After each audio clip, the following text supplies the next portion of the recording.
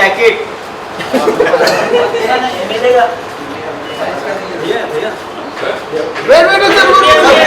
रुकिए।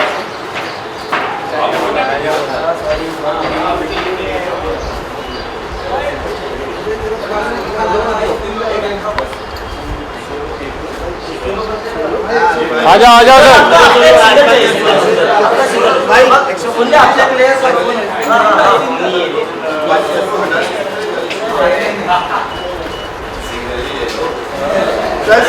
रुकिए। हो गया चलो अंदर हो गया चलो नेक्स्ट फ्राइडे सेम सर यहाँ पे ऊपर देखिए, ऊपर यहाँ पे भी ये साइड बहुत दिनों के बाद ऊपर राजा को फोटो चाहिए। Thank you sir, thank you बोल उसको बोल। ए भाई ये मोबाइल किसका है, इतना ऊपर उठा रहे हैं? वो फोटोग्राफर दादा। मैं राजपाल यादव, नाम राजपाल नौरंग यादव। मैं आपको 5 मिनट में मेरा परिचय जरूर रखना चाहूँगा, उसके बाद मैं मुद्दे पे आऊँगा। मेरा जन्म हुआ और इसके साथ में अगर विकिपीडिया या जो भी लोग जानकारी सोशल मीडिया पे देते हैं तो वो अगर कोई चीज़ उनके उस पर करेक्ट भी कर सकते हैं, क्योंकि ये जो आज बोला जा रहा है ये हर पाई, हर मात्रा, हर विराम को जवाब देने के लिए, शालीनता पूर्वक रिप्लाई देने के लिए है। राजपाल यादव का जन्म हुआ 16 मार्च, मुंशी जी ने 8 जनवरी रख दिया 71। राजपाल ने प्राथमिक शिक्षा कुंडरा, सुनासीनाथ जूनियर हाई स्कूल बंडा, जूनियर हाई स्कूल ढगा घनश्याम, फिर उसके बाद शाहजहांपुर सरदार पटेल कॉलेज, फिर उसके बाद राजकीय इंटर कॉलेज में जब पहुंचे तो 87 आ गया था। 88 में राजकीय इंटर कॉलेज में हमने एक विज्ञान स्टूडेंट के रूप में हमने एडमिशन लिया। उसी समय एक पेपरों में निकला कि अप्रेंटिस चाहिए। इसके पैरेलल में थिएटर चालू कर चुका था, क्योंकि मैं स्कूल कॉलेज छोटे छोटे सब में कुछ ना कुछ वाद विवाद प्रतियोगिता या कुछ ना कुछ चुटकुला सुनाने की मुझे आदत थी। जब 9th में 10th में प्रॉपर शाहजहांपुर में रहने लगा तो उस समय कोरोनेशन आर्ट थिएटर शाहजहांपुर, माननीय दिलीप आनंद जी, कृष्णा कुमार श्रीवास्तव जी ने जरीब मलिक आनंद से मिलवाया कि लड़का अच्छा है, अभी हाई स्कूल 11th किया है, ये थिएटर करना चाहता है। मैंने सर थिएटर ज्वाइन किया। विभा मिश्रा जी के निर्देशन में एक नाटक किया, अंधेर नगरी, चौपट राजा, टकासेर भाजी टकासेर खाजा। ये बात 87-88 की है। उस समय 15-16 साल की उम्र थी, 17 साल की जो भी, और साथ में थिएटर करने लगा और कक्षा 6 से अपनी किताबों की व्यवस्था अपने गांव में अपने पिताजी के साथ कैसे धान गड़ाने हैं, कैसे घास काटनी, कैसे जानवर चलाने हैं, कैसे दूध बेचना है, कैसे पढ़ाई हर कीमत पे करनी है।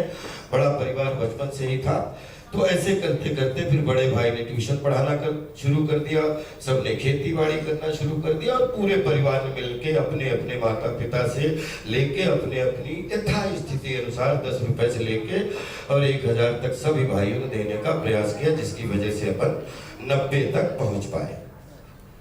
वहां पे निकली जगह कि अप्रेंटिस चाहिए, मैंने उसमें फॉर्म भर दिया। उसमें 4000 बच्चे बैठे, मेरा सिलेक्शन हो गया। और जब सिलेक्शन हुआ तो पता लगा कि मैं फौजी टेलर बन चुका हूँ। भारत सरकार रक्षा मंत्रालय के अधीन चलने वाली आयुध वस्त्र निर्माणी का मैं अब वो छात्र हूँ जिसने 29वें बैच का तमगा शील्ड ले ली है, और वो हाई स्कूल पास करने के बाद मांगी जाती थी।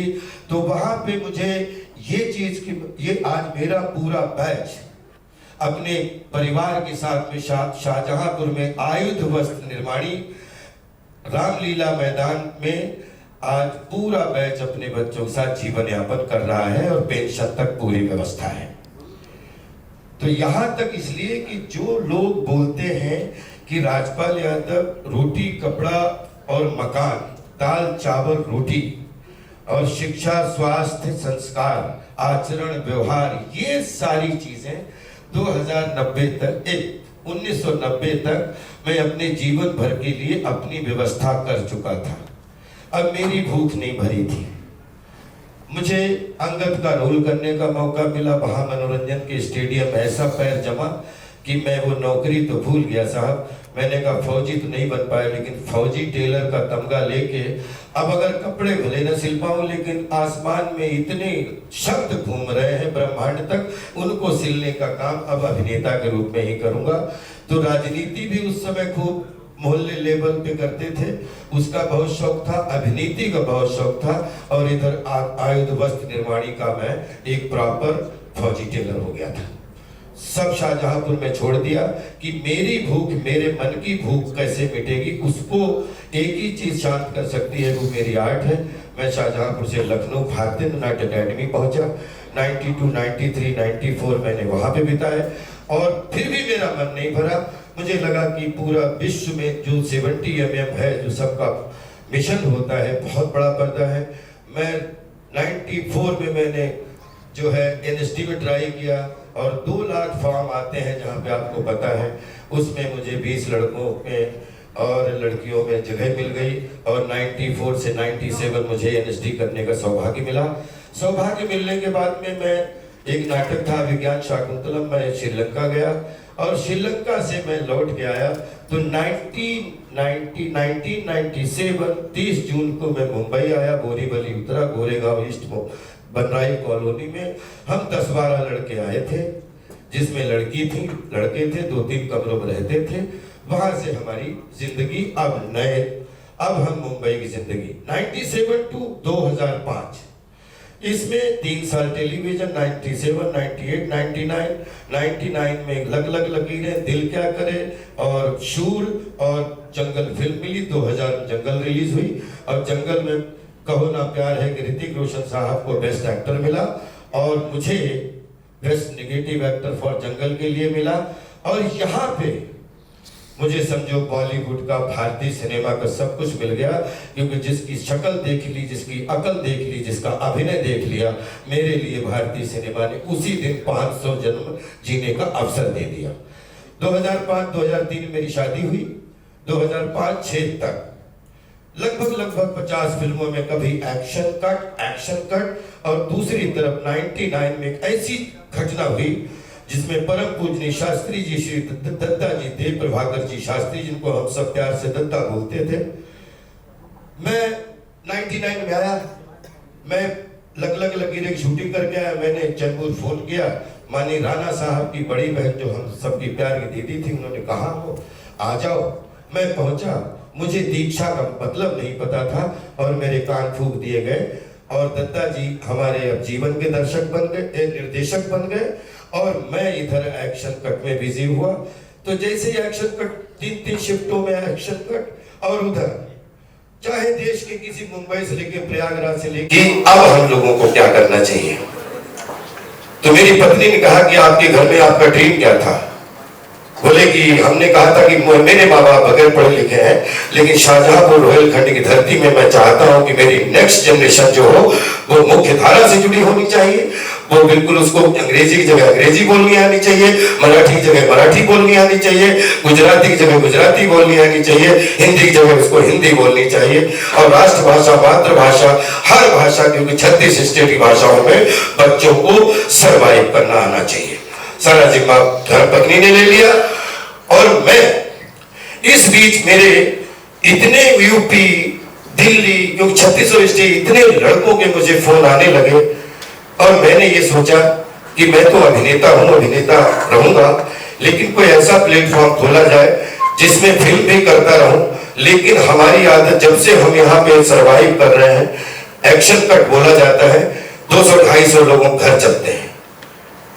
हमारा 2006 से जो है एक मन हुआ कि एजुटेनमेंट में हम काम करेंगे, एक एजुकेशन और एक एंटरटेनमेंट, और तीसरा मेरा अभिनय, सेवा, मनोरंजन के रूप में चलेगी। तो ये 2006, 7, 8, 9 जब आया, एक प्रोडक्शन का हाउस खोला, उसमें हमारे मुंबई के बहुत सारे लोगों ने साथ दिया और प्रोडक्शन में एक फिल्म शुरू हुई जिसका नाम है अता पता लापता। यहां 2005 से हमारे एक मित्र थे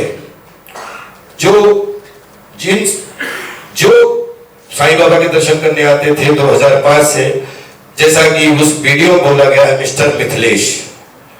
ये जब आते थे हमसे शाहजहांपुर में मिले या फोन बात हो या मुंबई आते थे कि कभी भी कोई इन्वेस्टमेंट हो तो बताना। 2005 से हमारी दोस्ती बहुत अच्छी थी। 2010 आया, 2010 की होली में मैं मिस्टर माधव गोपाल जी के पास घर पे मिला, होली मनाई, बहुत अच्छे सब लोग हंसी ठिठोली मीटिंग हुई। बहुत सारे यहाँ के 200 लोग गवाह है कि 2009 और 2010 में ही फिल्म का पूरा, क्योंकि फिल्म थी नहीं वो। एक्चुअली मैंने पहले भी बोला कि ना मैं डायरेक्टर हूं, ना डायरेक्टर था, ना डायरेक्टर रहना चाहता हूं। मेरे लिए डायरेक्शन सिर्फ कि जीवन में 100 मैच खेले, 2-3 मैच फुटबॉल खेल लिए और 100 मैच क्रिकेट के खेले। मैं अभिनेता था, अभिनेता हूं, अभिनेता रहूंगा। मैंने कभी भी फिल्म के निर्माण के दौरान कभी एक्शन भी नहीं बोला। मैंने एग्जीक्यूटर का काम किया है। नाम मेरा गया है क्योंकि उसमें नाम जुड़ा था।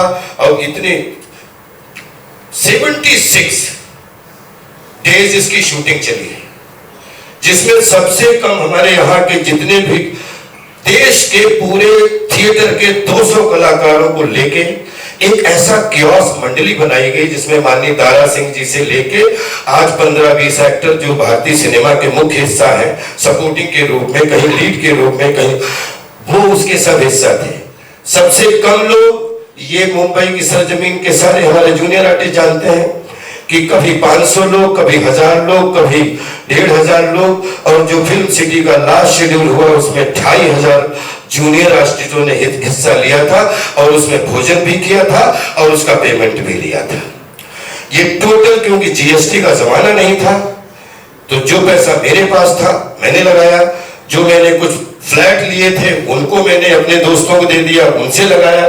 कुछ 10-12 ऐसे दोस्त थे जिनसे किसी से 20 लाख, किसी से 30 लाख, किसी से 1 करोड़, किसी से ऐसे करके हमने 10-20 अपने दोस्तों से पैसा लिया। फिर हमने सेंट्रल बैंक ऑफ इंडिया से पैसा लिया 5-5.5 करोड़ रुपया, जिसमें हमने शाहजहांपुर का अपना प्लॉट रखा। ये ऐसे करके लगभग 20-22 करोड़ रुपया 2007 से धीरे धीरे 2009, 10, 11, 12, 13 में इकट्ठा करके 2010 में उन 20-22 करोड़ रुपए में 5 करोड़ रुपया ये भी आया था, जिसका नाम है मुरली प्रोजेक्ट। ये बाकायदा 5 बार में आया, 1-1 करोड़ करके आया। अभी तक एग्रीमेंट नहीं बना। मैंने 3 बार फोन किया, हमने कहा पैसा आपका आ गया तो आप आ जाइए, एग्रीमेंट कर लेते हैं। तो उन्होंने कहा कि नहीं, एग्रीमेंट लक्ष्मी नगर दिल्ली में कर लेंगे, आप अच्छे से फिल्म बनाओ, फिल्म रिलीज करो, और चिंता क्यों करते हो, मैं तो आपका भाई हूं, और भाई और अपने एक परिवार के लोग हैं, तो ऐसा क्यों। हमने कोई बात नहीं। फिर जब मैं लक्ष्मी नगर गया अपने परिवार के साथ, वहां पे क्योंकि मेरी वाइफ गुजराती ओरिजिन की कैनेडियन वाइफ है, मैंने जीवन में कभी अपना नोट नहीं बदला, मैंने जीवन में अपना कभी वोट नहीं बदला, और जीवन में कभी अपना कितनी भी मायावी चीजें सामने आ जाए कभी अपना पासपोर्ट नहीं बदला। जबकि मेरी वाइफ का पासपोर्ट कैनेडियन गुजराती पासपोर्ट है, उनके पिताजी 70 साल से कैलगरी में रह रहे हैं। मैंने कहा कि आप अपना पासपोर्ट रखिए, मेरा अपना पासपोर्ट रहेगा, क्योंकि मुझे अगर ससुराल भी जाना है तो मुझे वापसी का टिकट फिल्मों की तरह पहले चाहिए, तभी मैं आ पाऊंगा। नहीं तो मैं अब, क्योंकि मुझे नहीं लगता है कि सातों समंदर में कोई भी ऐसी धरती है जो राज्यपाल को घर तो दे सकती है, लेकिन आनंद प्राप्ति इस मिट्टी में है, जिसमें प्रयागराज का मेला है जिंदगी में, कांस फिल्म फेस्टिवल की जो है पूरा क्रिएटिविटी का कुंभ है, और भारत रंग महोत्सव हमारे दिल्ली का जो है थिएटर का कुंभ है। हम इन मेलों में विश्वास करते हैं, हम सब गलियों में विश्वास करते हैं, हम खुद गलियों के हैं।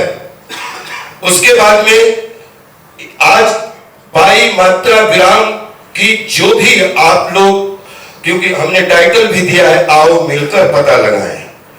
एक अता पता लापता हो गया था, मैं भी उसकी तलाश हूं, आप भी तलाश करिए।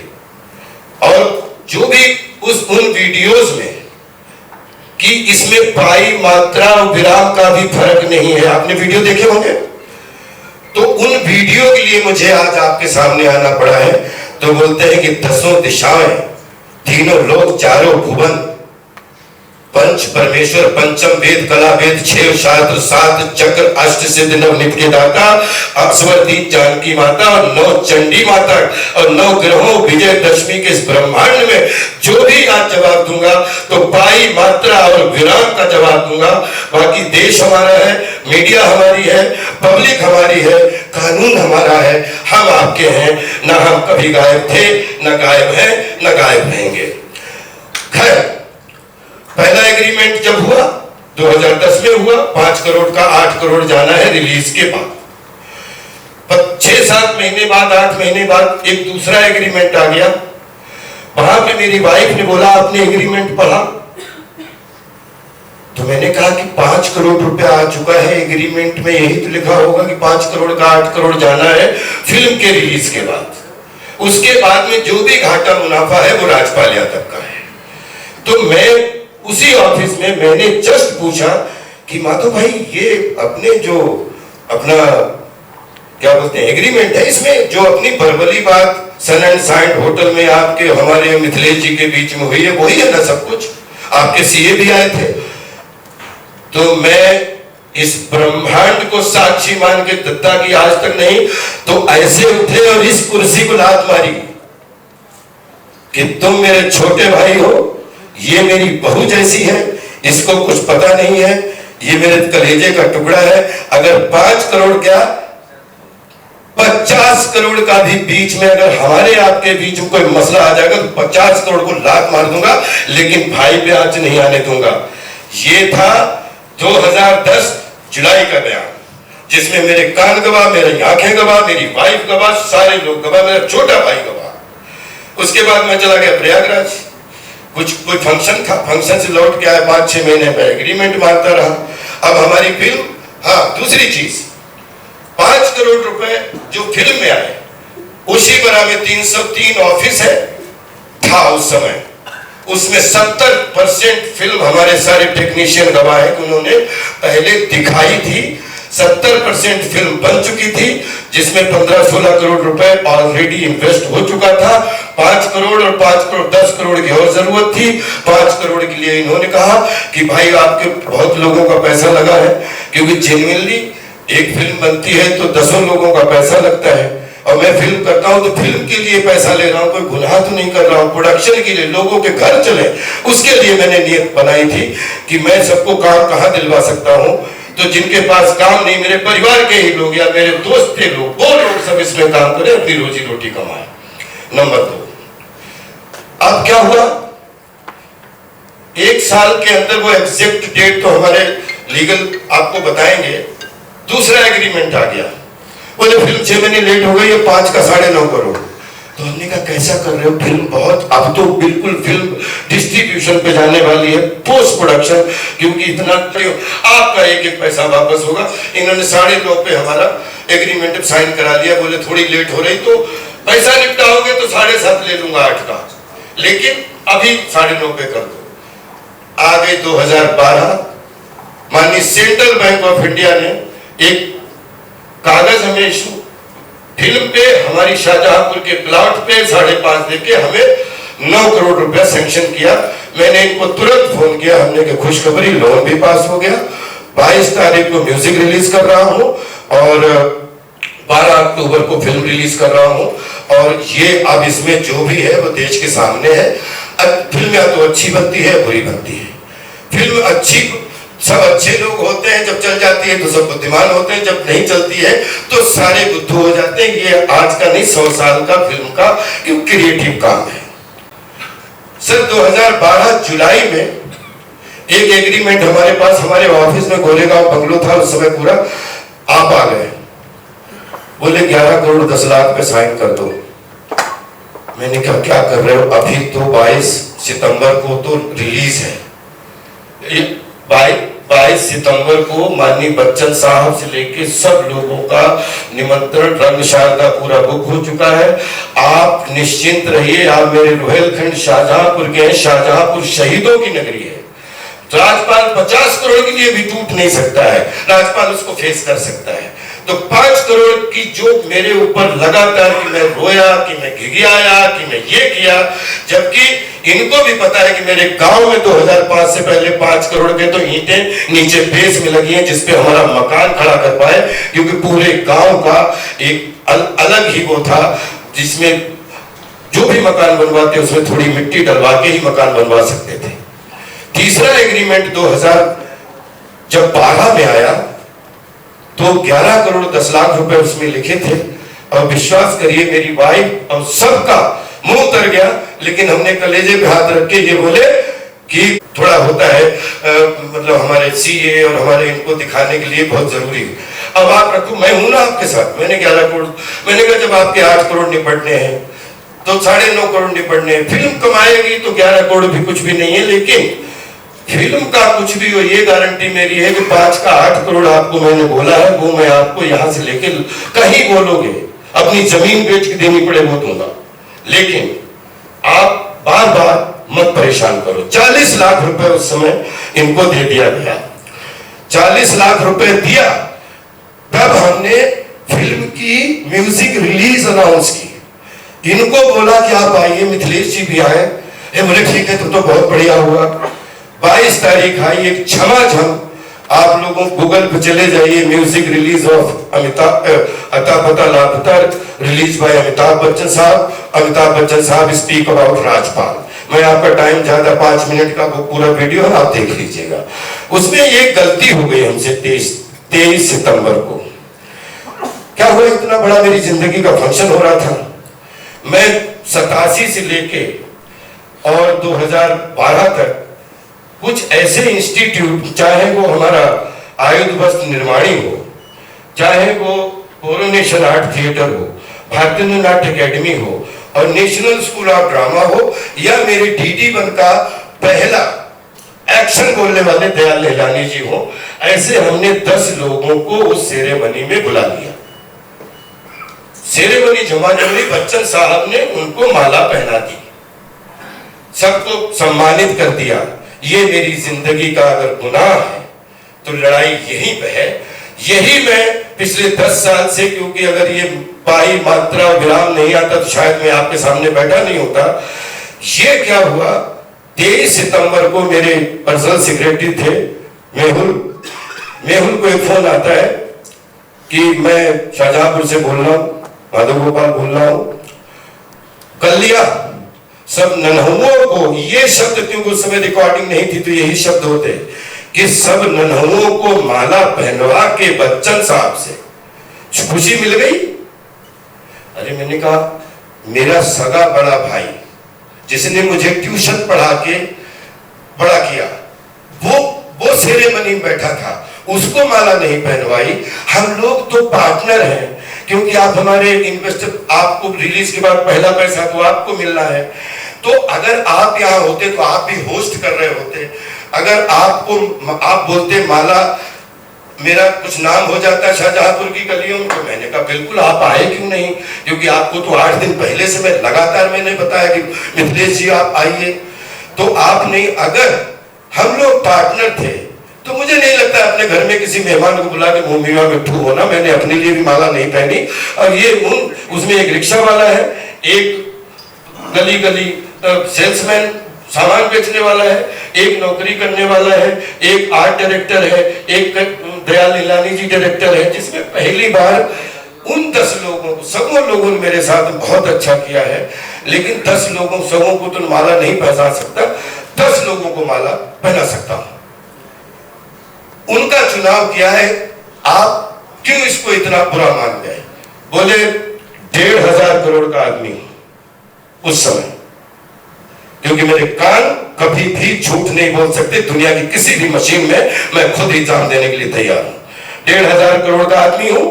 अब तो छोड़ दो, आधा पैसा मिथिलेश जी का लगा है, आधा मेरा लगा है, और अब तो तुम छोड़ दो, अब तुमसे कोर्ट में मिलता हूं।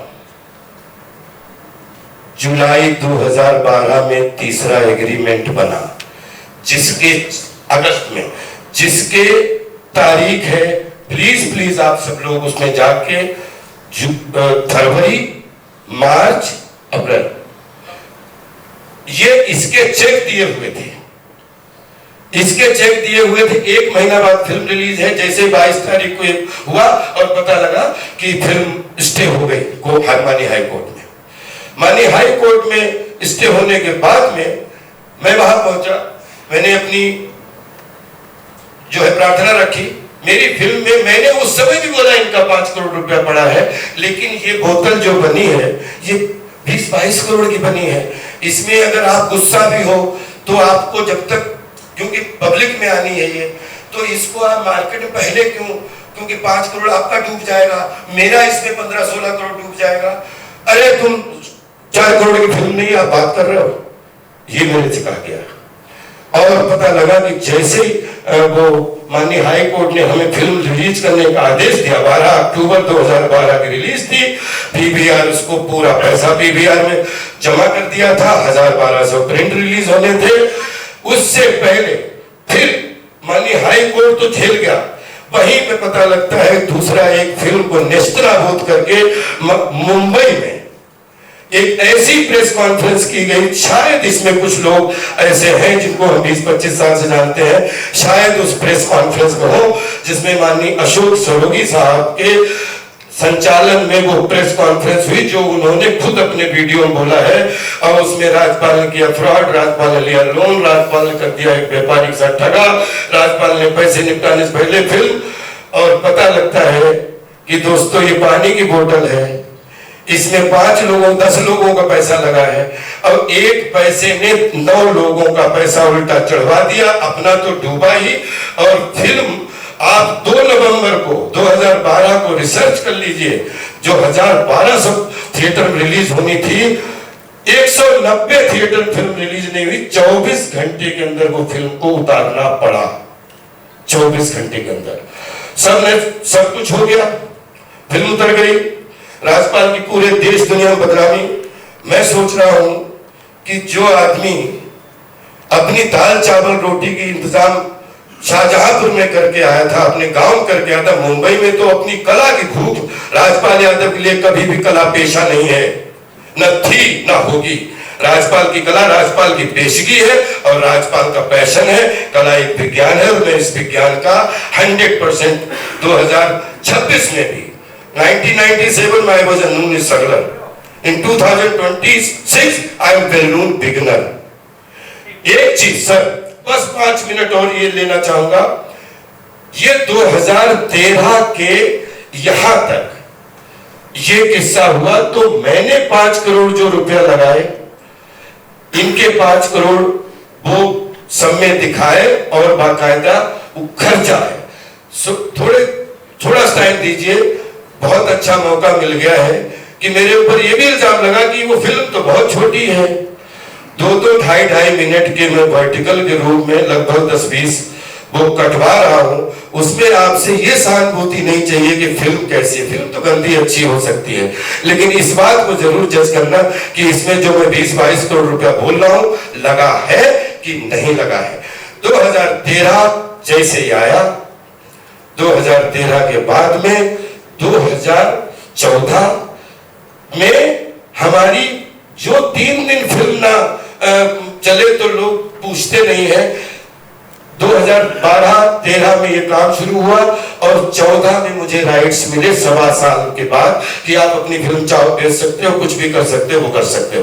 2014 से टेक्निकली रूप से माननीय हाई कोर्ट में, क्योंकि मैं हाई कोर्ट अपने देश का कानून कल भी रिस्पेक्ट करता हूं, करता रहूंगा, और माननीय हाई कोर्ट जो भी हमें आदेश देगा राज्यपाल उसके लिए खड़ा मिलेगा। लेकिन मैं जो ये बात कर रहा हूं कि मेरा इंटेंशन और ये पाई मात्रा और विराम का इंटेंशन क्या था, अगर ये क्लियर हो जाएगा तो हमारा आपके सामने यहां बैठना सार्थक हो जाएगा। प्लीज 2014 से लेकर 2016 तक ये चेकों का मामला आप समझा दीजिए प्लीज।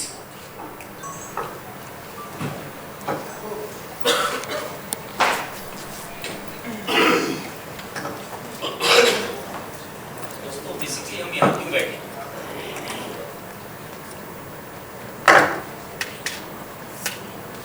हेलो दोस्तों, बेसिकली हम आज यहाँ क्यों बैठे, क्योंकि ये केस 2012 से चल रहे हैं और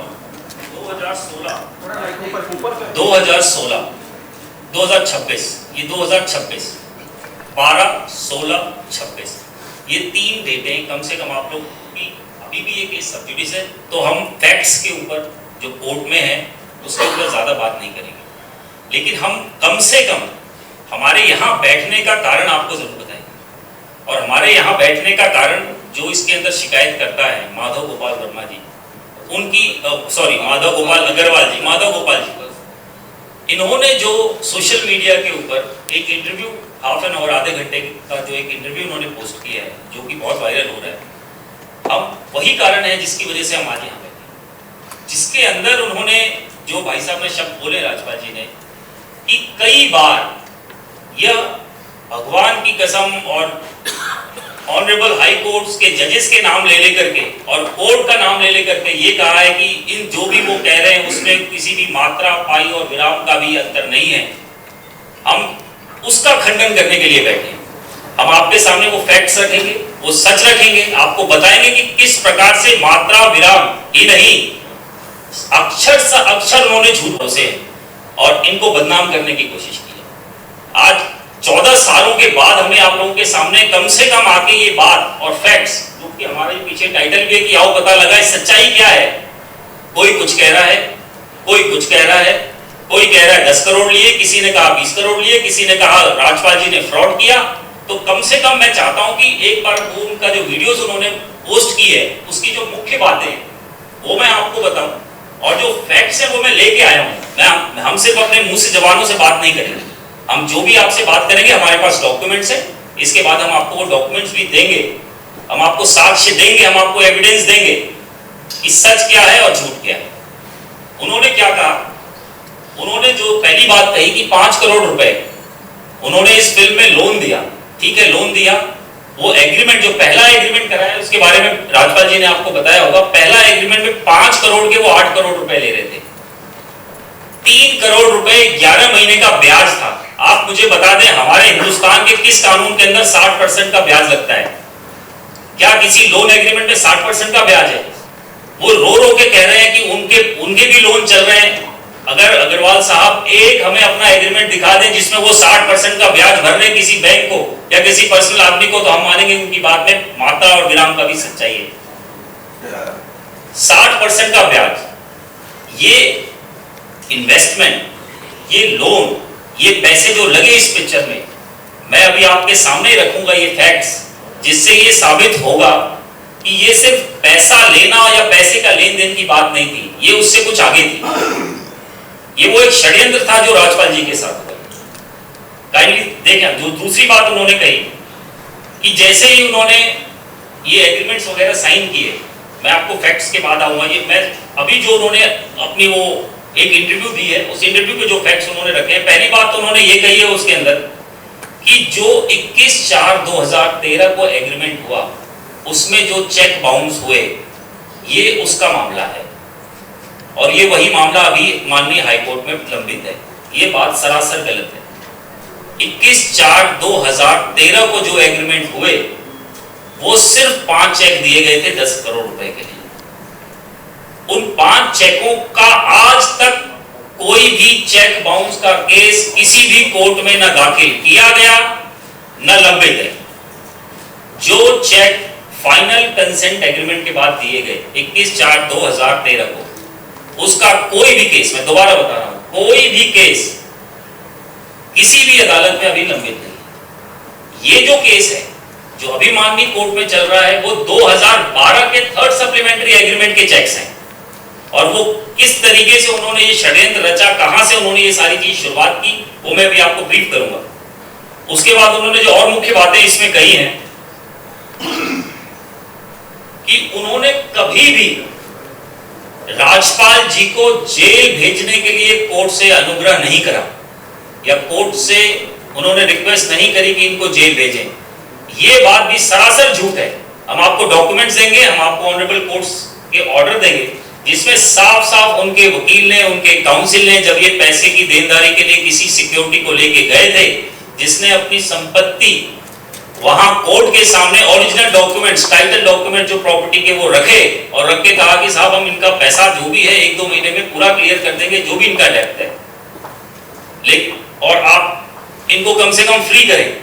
क्योंकि ऑनरेबल कोर्ट ने जब एग्जीक्यूशन शुरू हुई, हम आएंगे पीछे थोड़ा सा उस पे फैक्ट पे, राजपाल यादव जी के सारे खाते सीज कर दिए थे, इनके सारे पासपोर्ट जमा थे, इनकी जितनी प्रॉपर्टी थी वो सारी अटैच थी और इन पे ये बंदिश थी कि ये अगर कहीं भी किसी से भी कोई भी पिक्चर का समझौता करते हैं या एग्रीमेंट करते हैं तो उसका जो भी पैसा है वो उस एग्जीक्यूशन में लगाएंगे।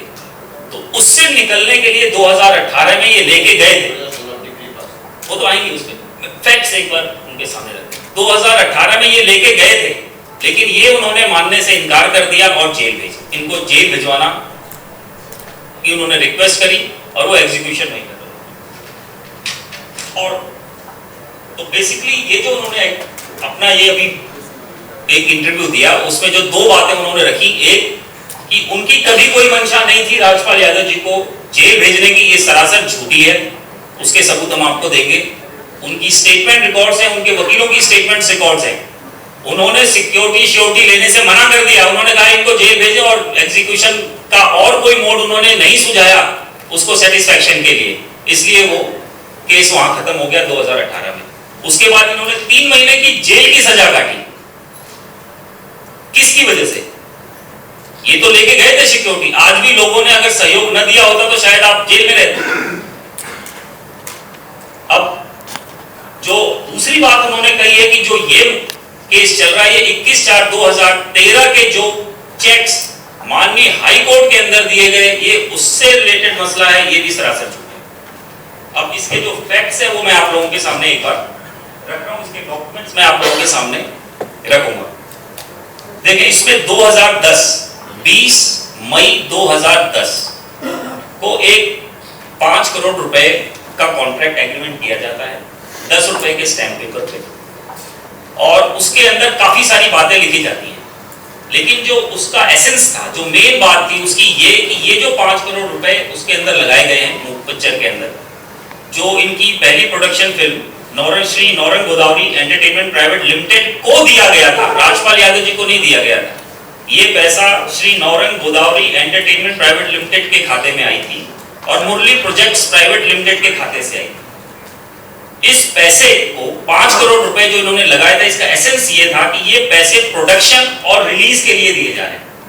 उसमें 4 जगह ये बातें लिखी हुई हैं कि ये प्रोडक्शन और रिलीज के लिए दी जा रही है, और 10 चेक दिए गए और 31/3/2011 का इसका उन चेकों का ड्यू डेट था। तो ये 11 महीने का लगभग एग्रीमेंट था। 5 करोड़ के 60% के लगभग से उन्होंने ब्याज लगा करके 11 महीने का ये 8 करोड़ लेना था। किसी कारणवश ये पिक्चर उस टाइम तक कंप्लीट नहीं हो पाई, तो फिर एक फर्स्ट सप्लीमेंट्री एग्रीमेंट, ये सब कंटिन्यूएशन में है, ये एग्रीमेंट सब एक ही चीज के लिए की गई है और एक के बाद एक की गई है। अगर उनकी मंशा ये थी कि अगर पिक्चर उनका पैसा उनको चाहिए था तो ये दूसरी सप्लीमेंट्री एग्रीमेंट करते ही नहीं। उन्होंने उसके बाद पहली सप्लीमेंट्री एग्रीमेंट 21/9/2011 को की, जो कि ये रकम जो 5 करोड़ थी अब उन्होंने वो बढ़ा के 9,38,06,332 रुपए कर दी, क्योंकि इनकी भी पिक्चर ऑलमोस्ट बन के रिलीज होने के कगार पे थी। तो ये इन्होंने कहा कि कोई बात नहीं, हम कर लेते हैं, अगर हम 8 दे रहे हैं तो हम आगे भी पैसे दे सकते हैं। इस एग्रीमेंट में भी इंटरेस्ट जो था, ये 3 महीनों के लिए जो इंटरेस्ट लगाया गया 1,38,06,332 रुपए लगाया गया, और इसमें 6 चेक्स दिए गए। जो पुराने 2010 के एग्रीमेंट में जो चेक दिए गए थे ओरिजिनल में, वो वापस कर दिए गए, ये फ्रेश चेक दिए गए 6। अब ये जो चेक है इसका ड्यू डेट था 31/12/2011। अब इस 31/12/2000 ये पिक्चर कंप्लीट नहीं हो पाई, तो एक और एग्रीमेंट इसके बाद सेकंड सप्लीमेंट्री एग्रीमेंट 4 अप्रैल 2012 को किया गया, और इसमें ये जो रकम 5 करोड़ की थी, इसमें ब्याज वगैरह लगा के उन्होंने ये रकम 10,72,52,745 रुपए बना दी। अब ये जो सेकंड सप्लीमेंट्री एग्रीमेंट था, इसमें 30 अप्रैल 2012 तक का उन्होंने इंटरेस्ट वगैरह सब कुछ जोड़ के ये बनाया था। ये फिर 6 महीने के लिए था। इसमें फिर से 11 चेक दिए गए और जो 2000 फर्स्ट सप्लीमेंट्री एग्रीमेंट के चेक्स थे जो 6 दिए थे वो वापस कर दिए गए। अब यहां से देखें, जहां से षड्यंत्र शुरू होती है, जो भाई साहब ने भी बताया कि 9 अगस्त 2012, ये बहुत जरूरी है डेट। इसमें क्योंकि वो पिक्चर जो सेकंड सप्लीमेंट्री एग्रीमेंट था वो 30 सितंबर 2012 तक का था, तब तक कंप्लीट नहीं हो पाई, तो एक और एग्रीमेंट किया गया जो कि थर्ड सप्लीमेंट्री एग्रीमेंट कहलाया था। ये थर्ड सप्लीमेंट्री एग्रीमेंट में जो 5 लाख की रकम थी वो बढ़कर 11,10,60,350 रुपए बन गई। अब आप देखें, ये लोन है, ये लोन है और ये हमारे हिंदुस्तान में चल रहा है ये सब। 60% का ब्याज, 5 करोड़ के 11 करोड़ और पैकेज, वो तो फंसे हुए थे, वो तो देंगे, वो एग्रीमेंट करेंगे, लेकिन हम इन्हें उससे भी समस्या नहीं थी, इन्होंने साइन किया, इन्होंने कभी उससे इनकार किया नहीं। लेकिन समस्या कहां शुरू हुई? षड्यंत्र हुआ ये जो थर्ड सप्लीमेंट्री एग्रीमेंट किया गया यहां से। अब इसमें जो मुख्य बातें हैं वो मैं आप लोगों को बताना चाहता हूं, और यही है वो चेक्स, यही है वो सब जुडिस चेक्स जो अभी ऑनरेबल कोर्ट में है, तो इसलिए इस पे ज्यादा मैं फैक्ट्स पे बात नहीं करूंगा, सिर्फ आपको इसके जो महत्वपूर्ण चीजें हैं वो बताऊंगा। इस एग्रीमेंट के तहत 8 चेक दिए गए थे। पहला चेक 60,60,350 रुपए का, और उसके बाद और 7 चेक 1.5 करोड़ रुपए के दिए गए थे। और जो इंपॉर्टेंट चीज है कि जो ये 60,60,350 रुपए थे, जब ये थर्ड सप्लीमेंट्री एग्रीमेंट किया गया 9 अगस्त 2012 को, तब तक 40 लाख रुपए माधव गोपाल जी को ऑलरेडी राजपाल जी ने दे दिए थे। इसीलिए ये एग्रीमेंट हुआ। ये किसी के रोने धोने यहाँ पे आकर के ये जो जिस तरीके से उन्होंने ये सारी अपनी स्टेटमेंट में कहा है कि हम वहां रोए, आंखों आंसुओं से रोए, और ये सारी बातें झूठी हैं। कोई आदमी आंखों से आंसुओं से भी रो रहा है और 5 करोड़ के 9 करोड़ और फिर 10 करोड़ और फिर 11 करोड़ भी बना रहा है। ये दोनों बात एक साथ नहीं चल सकती है। या तो वो आंसुओं से रो रहे थे या राजपाल जी आंसुओं से रो रहे थे, ये आपको ये कागज बता रहे हैं कि कौन आंसुओं से रो रहा था। अब इसकी जो मुख्य बातें थी कि इस चेक के अंदर तब तक, क्योंकि सितंबर, ये अगस्त 2012 के एग्रीमेंट है, सितंबर 2012 में इनकी म्यूजिक लॉन्च होनी थी, जो कि उन्होंने बताया अमिताभ बच्चन साहब लॉन्च करने वाले थे, और अक्टूबर 2012 में फिल्म रिलीज की डेट तय हो गई थी। ये सारी बातें इनको पता थी बहुत अच्छे से, इसीलिए ये सारे चेक्स जो दिए गए, इनका जो ड्यू डेट्स हैं वो 15 जनवरी 2013, 31 जनवरी 2013, 16 फरवरी 2013, 18 फरवरी 2013, 21 फरवरी 2013, 25 फरवरी 2013, 28 फरवरी 2013, ये ड्यू डेट्स थे चेक्स के। अब इन्होंने क्या किया?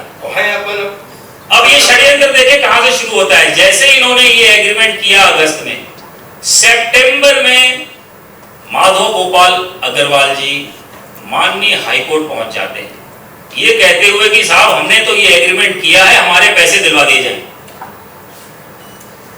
जिसकी ड्यू डेट, जिन चेक्स की ड्यू डेट अभी आई भी नहीं थी, ये चेक अभी बाउंस भी नहीं हुए थे, उन चेक्स की रिकवरी के लिए वो सीधे हाई कोर्ट पहुंच गए कि हमें ये पैसे के राइट, इनके फिल्म की राइट है या तो हमें दिला दिया जाए। और माननीय हाई कोर्ट ने कहा कि राइट्स की तो यहाँ पे जो बात है, उनको नोटिस करने के बाद उनको आग्रह किया कि आपको तो पैसा चाहिए, उन्होंने कहा हाँ जी हमें ये पैसा चाहिए। इस एग्रीमेंट को, एग्रीमेंट की तय समय से पहले हाई कोर्ट में जाकर के उन्होंने रिकवरी सूट फाइल कर दी। अब इन्हीं चेक्स को,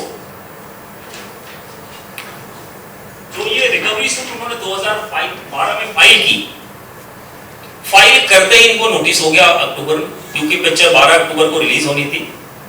वहां इनसे एप्लीकेशन दे करके उनकी तरफ से कहा गया कि अगर ये अंडरटेकिंग दे देते हैं लिखित में कि जो चेक इन्होंने 2012 को ये दिए गए हैं ये क्लियर हो जाएंगे, तो हम इनकी मूवी रिलीज कर देंगे, हमें कोई ऑब्जेक्शन नहीं होगा। इन्होंने अंडरटेकिंग दे दी। अब अंडरटेकिंग में इनको ये नहीं मालूम था कि अंडरटेकिंग देने के बावजूद इनकी पिक्चर रिलीज नहीं होगी।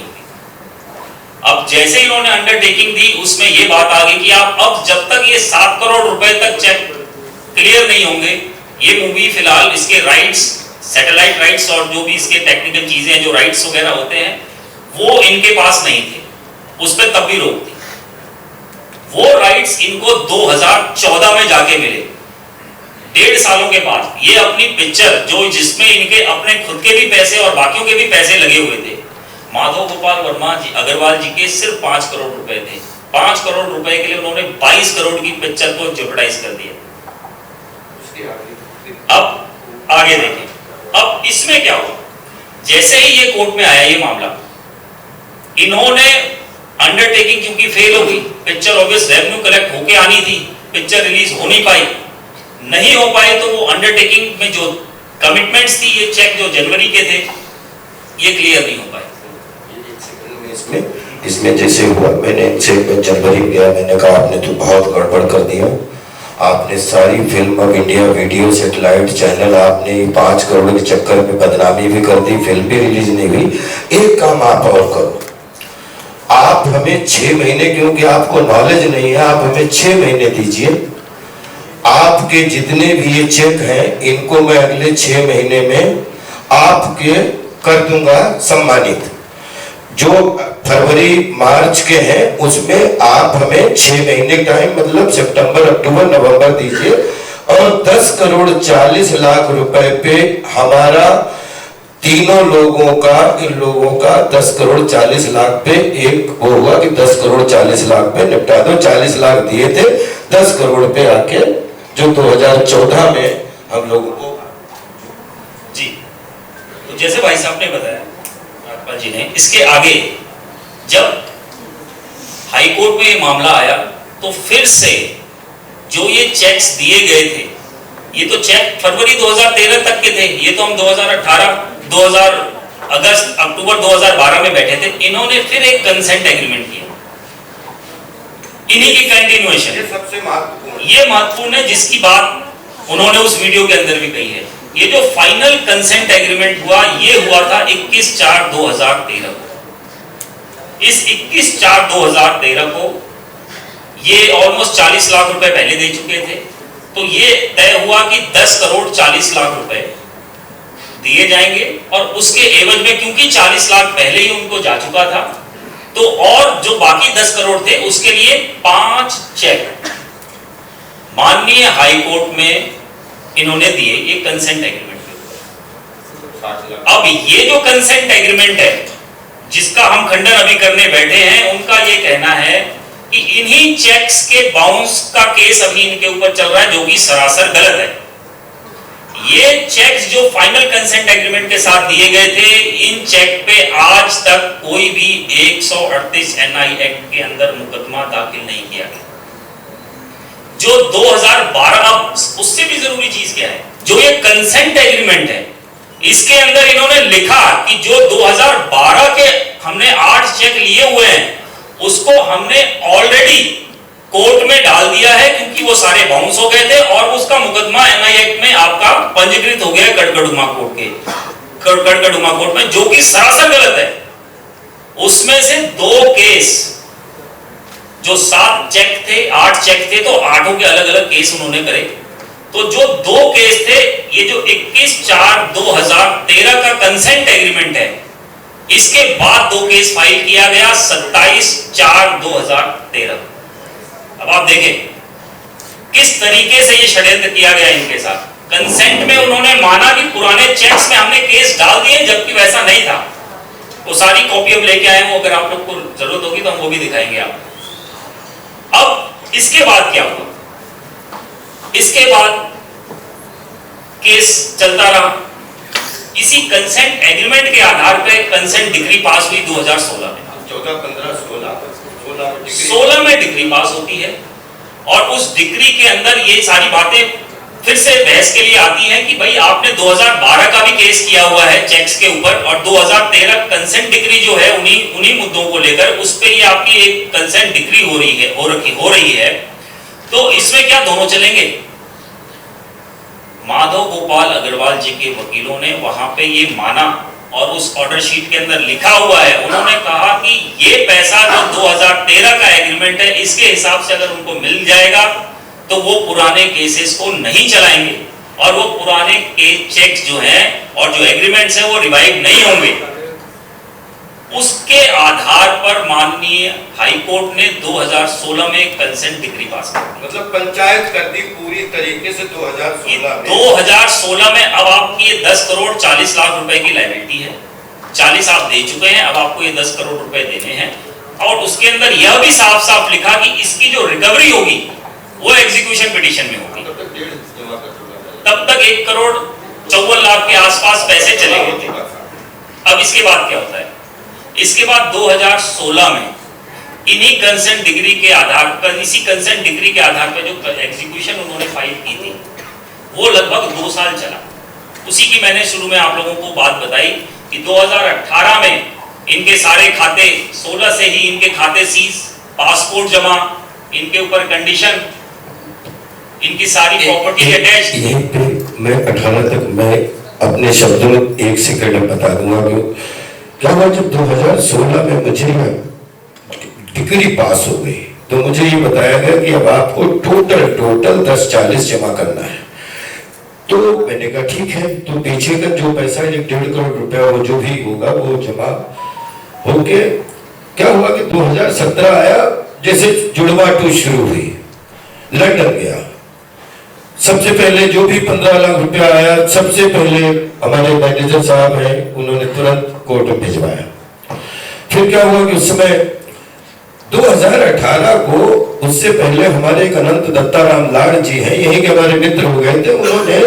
उन्होंने एक आइडिया दिया कि राजपाल भाई आप मेरे पार्टनर बन जाओ, आप मेरे प्रमोटर बन जाओ। मेरे पास में कुछ जमीन ऐसी है जिसको हम अगर 2-4 साल के लिए गिरवी या बेच भी दें कोई फर्क नहीं पड़ेगा। उन्होंने अपनी पूरे कागज लिए और वो 2018 30 नवंबर 2018 को हम लोग पहुंचे। हम बड़े खुश थे। माननीय आदरणीय हाई कोर्ट में राजीव साहेब डिलो साहब जज थे और बहुत वहां पे डॉक्टर सूरत सिंह एडवोकेट, भास्कर उपाध्याय जी और बहुत सारे वकीलों का जवाब आ रहा था। हम लोग ये पेपर रख रहे थे कि और उनकी दत्ताराम लाड साहब की हमने पेशी की कि आप तो उन्होंने कह दिया कि इस ओरिजिनल पेपर है, इसकी वेरिफिकेशन करा लीजिए और ये आप इनको दे दीजिए। इनका 8 करोड़ हो गई, लगभग 840 के आसपास, शायद 2 करोड़ तो हम दे चुके थे, तब 191 हम दे चुके थे उस समय।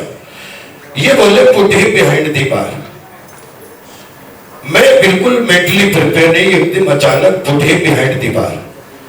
तो सूरत जी और अचानक वहां पे ये ऐसा आप आदेश पढ़ लीजिए, वहां बिल्कुल पंचायत की तरह का, बहुत सारे वकीलों के बीच में, कि राजपाल यादव डिग्री हो चुकी है। दोनों पार्टियों का जब हो गया 10-40, 2 लगभग उसने जमा कर दिए, बाकी वो जमा कर रहा है। ये ड्यूटी माननीय हाई कोर्ट की है, आपको पैसा दे। आप उसके लिए जेल मांगने लगे, तो अगर वो पैसा, वो उसने फिल्म के लिए पैसा, तो पैसा कमा के ही आपको देगा और ये जिम्मेदारी माननीय हाई कोर्ट की है। तो आप अचानक जो है put him behind the bar, ये लाइन बार-बार बोल रहे हैं।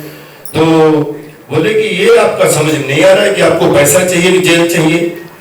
तो बोले कि नहीं, जेल चाहिए। हमारे वकील हमें खड़े होके बोलने लगे कि बोले डिग्री का जो भी है 3 महीने के जेल हम इनको डाल सकते हैं, लेकिन हम आपको पैसा एक भी नहीं मिलेगा, पैसा निपट जाएगा 3 महीने में। मैं एकदम डर 3 महीने में तो मेरा कम से करोड़ों रुपए का नुकसान हो जाएगा कि जितनी हमारी ब्रांडिंग की, जितनी वो सब पीछे हो जाएंगी। लेकिन वहां पे जब हुआ कि सब डन, मैं तैयार जेल के लिए हो गया, क्योंकि ये इन्होंने उसमें वो 2018 का वो प्लीज आप ऑर्डर पढ़ना, जिसमें इन्होंने कोई सेकेंड ऑप्शन नहीं दिया और मुझे 3 महीने जेल भिजवा के और एग्जीक्यूशन, आगे क्या शब्द था वो, डिस्पोज ऑफ समथिंग फोरशेड की, ऐसा एग्जीक्यूशन क्लोज कर दी। मैं 18-19 में निकला, 28 फरवरी 2019, 1 मार्च 2 मार्च को मैंने पूरे पेपर जमा किए। मैंने कहा कि माननीय पेपर लीजिए, मेरा सर्टिफिकेट लीजिए। वहां से मुझे कह दिया गया कि नीचे चले जाओ, यही जमा कर देना नीचे वाले कोर्ट में, क्योंकि तो हो गया है। तब तक कोरोना आ गया, 8 फिल्में शुरू हुई, फर्स्ट लॉकडाउन, सेकेंड लॉकडाउन, सब BC पे आ गया और मैं ये लगातार कि हमारा ये केस कब खत्म होगा, केस खत्म, और 2022 में जो हाँ तो इनके वकील हो सकते। हाँ अब जो है बेसिकली हम 13 में जो कंसेंट एग्रीमेंट हुआ था उसमें जो चेक दिए गए थे, अभी जो मामला चल रहा है ये वो मामला नहीं है, ये उसके पहले जो एग्रीमेंट हुआ था 2012 वाला, ये उसका मामला है। वो सब जुडिस है, इसलिए हम उसके बारे में भी ज्यादा बात नहीं करेंगे, वो हम माननीय कोर्ट के सामने रखेंगे अपनी सारी बातें। अभी जो उन्होंने प्रेस कॉन्फ्रेंस करके ये झूठ फैलाने की कोशिश करी कि इन्होंने 2013 में जो चेक दिए हैं ये मामला उसका है, हम उसका खंडन करने के लिए आप लोगों के सामने आए थे। और दूसरी इस बात का खंडन करने के लिए आए थे कि जो इन्होंने कहा कि इनकी कभी मंशा इनको जेल भेजने की नहीं थी, इसका खंडन करने के लिए आए हैं, क्योंकि इन्होंने साफ साफ माधव गोपाल अग्रवाल जी ने सिक्योरिटी अमाउंट जो ये लेके आए थे, एक सिक्योरिटी को जो अपना वहां पे 2018 में एग्जीक्यूशन पिटीशन के उनको सेटिस्फाई करने के लिए अपनी प्रॉपर्टी तक अटैच करवाने के लिए तैयार थे, वो लेने से इनकार कर दिया और इनके लिए जेल चुने। वो बकायदा ऑर्डर में लिखा हुआ है।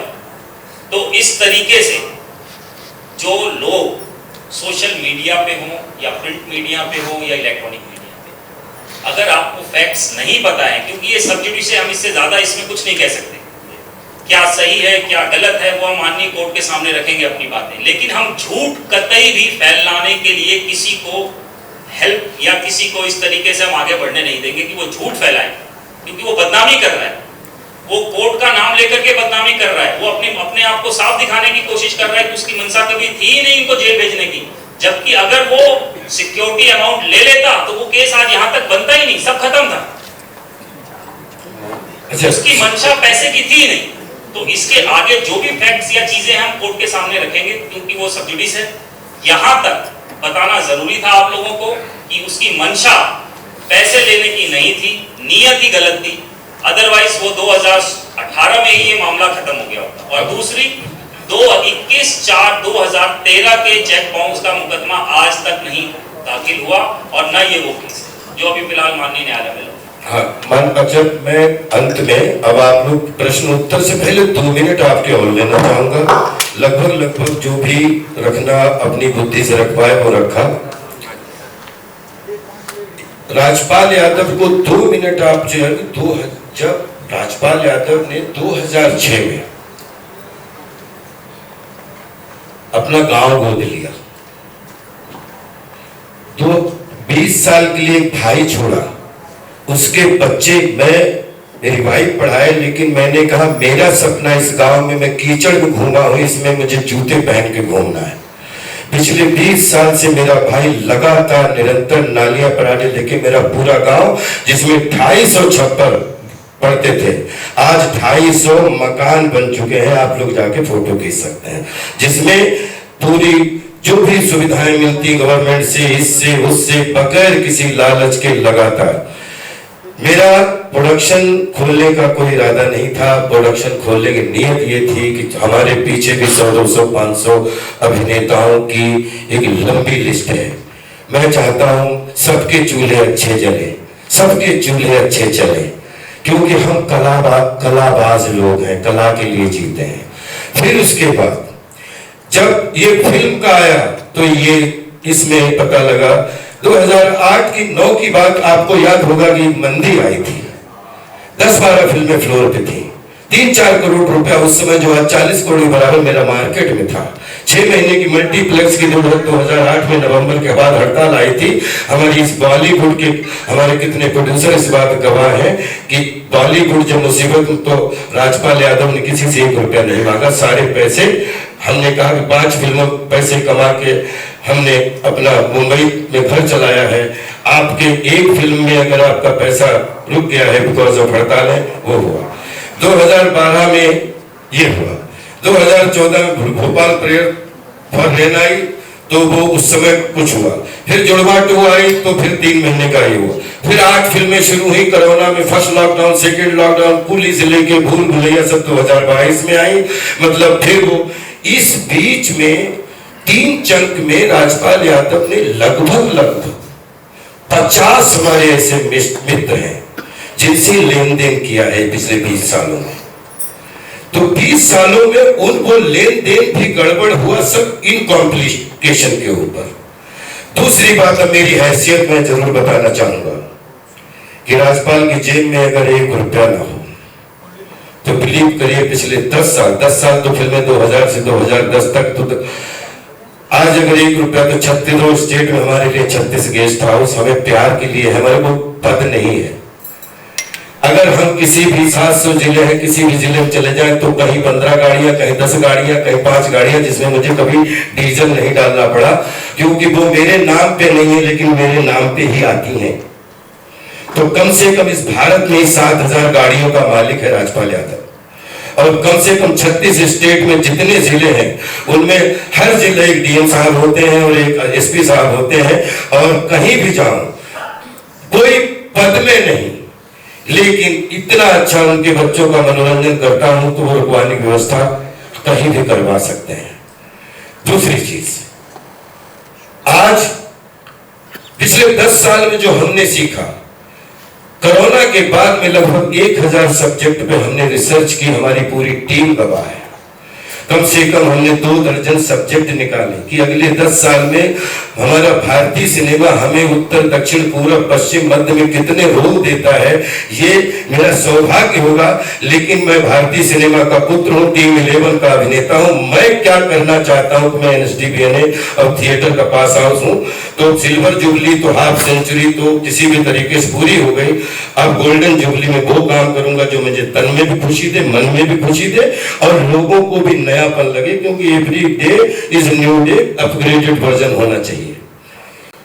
फिर अब 2026 में आपसे ये कहना चाहता हूं कि अगले 2032 तक, क्योंकि जैसे सब पार्टियां अपना अपना मिशन बनाती हैं, मैं भी कभी बताना तो नहीं चाह रहा था, लेकिन ये जरूरी बताना चाहता हूं कि राज्यपाल यादव ने पिछले 10 साल में जो सब जो भी सीखा है, अगले 7 साल में 1200 करोड़ का राज्यपाल के पास में ब्रांडिंग का काम है, जिसके 4 एग्रीमेंट मेरे पास रखे हैं।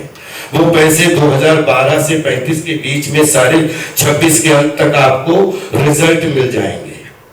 जिसमें फिल्में नहीं है, किसी का 200 करोड़ का प्रोजेक्ट है तो किसी का 2000 करोड़ रुपए, किसी में फीस है तो किसी में शेयर है। एक चीज मेरे पास में 10 फिल्में ऐसी हैं जिसमें अभी 15 मई को भूत बंगला रिलीज होने जा रहे हैं, उसके बाद में वेलकम टू द जंगल आ रहे हैं, उसके बाद में हैवान आ रहे हैं, उसके बाद में बहुत सारी लिस्ट ऐसी हैं जो अपन कर रहे हैं। राज्यपाल यादव को ये पिछले 20 दिन में सोशल मीडिया में गुल्लक से लेके, क्योंकि हम तो अंदर थे, हमें तो पता नहीं लग पा रहा था ज्यादा, तो छोटे बच्चों के गुल्लक से लेके और जो सोशल मीडिया के माध्यम से 1 करोड़ रुपए से लेके 1 रुपए से लेके 1000 लेके, क्योंकि टाइम 22-23 के घर पहुंचा हूं, अभी भी बीवी बच्चे सेटल हो रहे हैं, तो पूरा एक स्टेटमेंट निकलवा के आपके माध्यम से पूरी सोशल मीडिया के उन बंधुओं से, क्योंकि मुझे लगता है कि 4-5 नाम ऐसे हैं जिनका नाम लेना हृदय से चाहता हूं, लेकिन 50 नाम ऐसे हैं जो कभी भी सोशल मीडिया पे नहीं आएंगे, लेकिन मुझे मालूम है कि 25-30 साल से मेरी बैकबोन बने हुए हैं। तो जो सोशल मीडिया के माध्यम से जिन्होंने मन से, धन से मदद की, या सोशल मीडिया के बगैर जिन लोगों ने तन से, मन से मदद की है, तो मैं उनका हृदय से आप सबके सामने नमन करता हूं।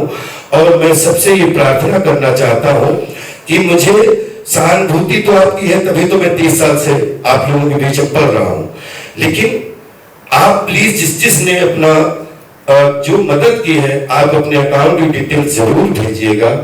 समय आपसे सिर्फ समय चाहिए, लव तो आपका है, जो जिसका जिस तरीके से पैसा आया है उसी सम्मान और आभार के साथ में वो पैसा उनके सबके अकाउंट में वापस जाएगा।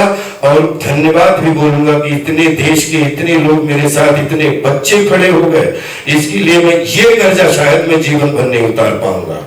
और दूसरी चीज, जैसा कि मैंने बोला कि मेरे पास में जैसे सबके प्लान होते तो 2025 से 2035 तक मेरा भी प्लान है, जिसमें मैंने बोला कि मेरे पास मैं यूएई का गोल्डन मैन हूं, ये मेरी प्राण भूमि है भारत, जिसमें इतने हैं कि कोई 5,000 करोड़ कंपनी है, कोई 10,000 करोड़ कंपनी है, कोई 1,000 करोड़ कंपनी है, जिसमें अलग अलग तरीके से अपनी मेहनत कमाई करके ब्रांड एम्बेसडर के रूप में मेरे पास में एग्रीमेंट भी है और प्रॉपर, क्योंकि वो आएंगे और 10-1200 आराम से मेरे पास काम है।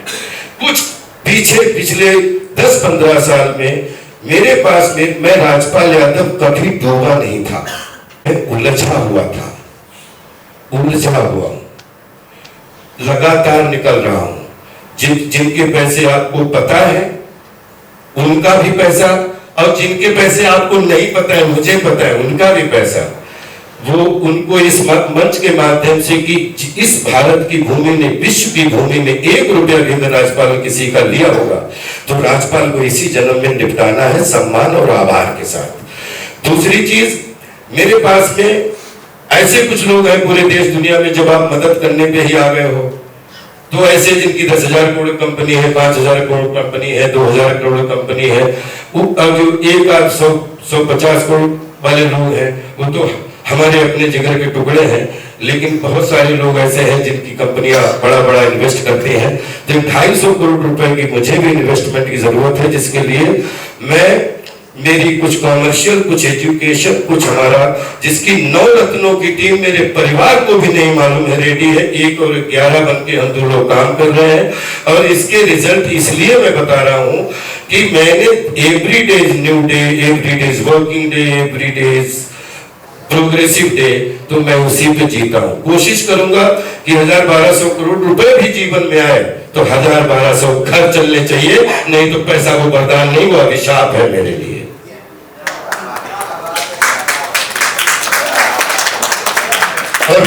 और मैं जानता हूं कि जिन लोगों ने, बस इतना कहना चाहता हूं कि कर्ज तो माता पिता का है, कर्ज तो गुरुजी का है, कर्ज आप सबका है, इस देश के प्यार का कर्ज है, जिसको मैं लौटाना नहीं चाहूंगा। बाकी जो हाथ की कमाई है, हमारे आपके घर में छपती नहीं है, ये सर्कुलेशन की चीज है, इधर से सर्कुलेट होती है, इधर आती है, इधर से दूसरी जगह जाती है, और सर्कुलेशन बिगड़ता है तो अगला सर्कुलेशन रुकता है। बस कोई प्रॉब्लम नहीं है जिंदगी में, यही है कि हंस के सीखा है जीना, हंस के ही सीखेंगे।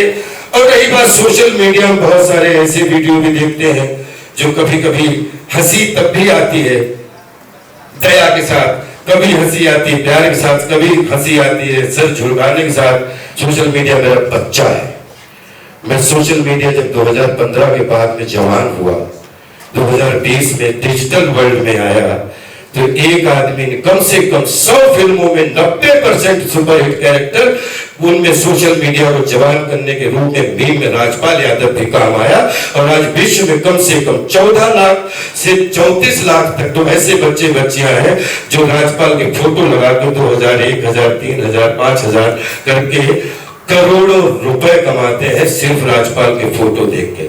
हमें आपका आशीर्वाद चाहिए, हमें आपकी, और जो हमने ये लास्ट में कि इस पूरे विश्व में सिर्फ 10 लोग ऐसे हो जो चाहे तो 25-25 करोड़ करके दे दे, चाहे 50-50 करोड़ के दे दे, और उसमें ये गारंटी देता हूं कि Rajpal Naurang Yadav ventures private limited हमने एक कंपनी बनाई है, वो 250 करोड़ रुपए सब चीजें सुलझाने के लिए, उसमें 250 करोड़ रुपए की खेती, वो जो प्रॉपर्टी है उसका 50% का लाइफ टाइम वो पार्टनर होगा, जो भी हमारे साथ में 250 करोड़ के लिए जुड़ जाएगा। बाकी राजपाल को आशीर्वाद चाहिए, और जीवन में यहां कहीं भी live like king and work like labour. राजा था, राजा हूं, राजा ही राजपाल रहूंगा। राजा चाहे जेल में हो, और राजा चाहे जेल में हो, चाहे जंगल में हो, चाहे बेल में हो, चाहे इंटरवेल में हो, राजा राजा होता है। और राजा भागता नहीं है, राजा छिपता नहीं है। बहुत सारे लोग अलग अलग आइडिया देते हैं, लेकिन राजपाल का व्यक्तित्व, जब मैं बोल रहा हूं कि मैं 105 फीट 2 इंच का हूं, तो मैं 105 फीट 2 इंच का हूं। मुझे समझने के लिए मेरा परिवार को भी, मेरे समाज को भी, मेरे सब साथियों को भी मुझे पढ़ने के लिए उतना खपना पड़ेगा। मुझे 11 साल की उम्र से आज तक मैंने कोई छुट्टी के नाम पे छुट्टी नहीं मनाई है। अगर किसी कहीं काम से गया हूं तो या तो व्यवहार के लिए गया हूं, या समाज के लिए गया हूं या 2 रुपए कमाने के लिए गया हूं, लेकिन कभी भी छुट्टी मनाने के लिए भी किसी पर्यटक स्थल पे भी, अगर मैं प्रयागराज भी हर साल, संस्कार टीवी गवाह है कि मैं धर्म की जय हो, धर्म का नाश हो, प्राणियों में सद्भावना हो, विश्व का कल्याण हो, हर घर अर्थपूर्ण अंजन और हर घर मीनिंगफुल मनोरंजन। आपका सर्कुलेशन अच्छा रहे, आपका सर्कुलेशन अच्छा तो मेरा सर्कुलेशन 100% अच्छा। राज्यपाल का सपना यह होता है कि 10 दोस्त अगर हैं, उन्होंने आज 1 रुपए की मदद की तो 10 दोस्त 500 करोड़ के हो जाए तो 5,5000 करोड़ का राज्यपाल खड़ा है, और राज्यपाल को 5000 करोड़ क्या, क्योंकि इतना कद दे दिया आपने, पूरे 1 रुपया जेब में नहीं पड़ा, फिर भी 500 सेल्फी अगर राज्यपाल यादव दुनिया के हर एयरपोर्ट पे जेल खाने के बाद कटवा रहा है, तो विश्वास करिए राज्यपाल कोई तो ऐसी चीज होगी जिसमें नियत और इंटेंशन अच्छी होगी। और ये जो चला है ये नियत का गेम है। मैं इसको वादे के साथ, क्योंकि मेरा मेहुल और मैं गवाह हूं, मिथिलेश और माधव जी ने ये बिल्कुल रिवेंज की भावना में किया। बिल्कुल ये 3 लोग, इन लोगों ने हमसे प्रण लिया था, क्योंकि अगर इनके पास उस समय रिकॉर्डिंग होती दिखा देता, इन्होंने मुझसे कहा था कि 10-40 नहीं पहुंचे तो तुम्हारी 1-1 इंच दिखवा दूंगा। ये बात मिथिलेश ने मुझसे पूछी थी, तो मैंने कहा इस शहीदों की नगरी में शाहजहांपुर में अगर कोई पैदा हुआ है तो या तो जान देने के लिए पैदा हुआ है या जान लेने के लिए पैदा हुआ है, सब कुछ हुआ अच्छे के लिए हुआ है। शाहजहांपुर का बच्चा हूं, पूरे 7 समंदर में जितनी भी एजेंसियां हैं, जब जीवन में कुछ चुराना नहीं तो छिपाना क्या है। कोई ऐसा वकील नहीं बता सकता जिसको मैंने ये भास्कर जी से लेके, मानी सौरभ जी से लेके, नितिन पोद्दार साहब से लेके लगभग 12 वकीलों के पास में गया, मैंने कभी कोई वकील नहीं कह सकता 2-5 का आइडिया दिया हो। मैंने हमेशा ये बोला कि मेरा कुछ प्रश्न मेरे हैं, वो सिर्फ मुझे सुन लो। शाहजहांपुर में जिस दिन ये बच्चन साहब की हुई, शाहजहांपुर में भी मैंने बोला, मेरा परिवार भी नहीं समझ पाया कि वो 10 मालाएं, वो 10 मेडल पहनाना, वो मेरी जिंदगी का हमेशा के लिए वो कलेश हो गया था। क्योंकि 2 लोगों ने उस समय रिकॉर्डिंग में बोला कि मैं आज तक जिंदगी भर बोलूंगा कि इन्होंने कहा कि नन्हुओं को तुमने पहनाई मालाएं। नन्हुआ हमने, मैं तो फिर तो मैं भी नन्हुआ हूं साहब, क्योंकि मैं भीड़ का आदमी हूं, भीड़ का माथे का तिलक बन के चला हूं बचपन से। डायलॉग हंसाने के लिए डायलॉग बोलने की जरूरत नहीं पड़ी, हंसाने के लिए हमेशा ब्लड सर्कुलेशन अच्छा करके पवित्र आत्मा से सबको फेस करके बोलने की जरूरत पड़ी। सोशल मीडिया के बच्चों के लिए मैं हमेशा ये कहना चाहूंगा कि चाहे आप साधक बन के हमारे साथ जियो, आपको प्रणाम करता हूं, आप हमारी जिंदगी में बाधक बन के जियो, आपको प्रणाम करता हूं, क्योंकि आपका हमारा रिश्ता है, आपके बच्चों से हमारा खून का रिश्ता है। इसलिए जो साधक है उनको भी धन्यवाद, और जो बाधक है उनको भी मेरा धन्यवाद। उनके भी बच्चे अच्छे रहे, जैसे मेरे बच्चे अच्छा रहने का मैं सपना देखता हूं। अब आप पूछ सकते हैं कोई भी। जब आप इस तरह की किसी सिचुएशन में होते हैं तो बहुत सारी चीजें आपको गलत लगती रहती हैं, लेकिन आप कुछ कर नहीं पाते हैं।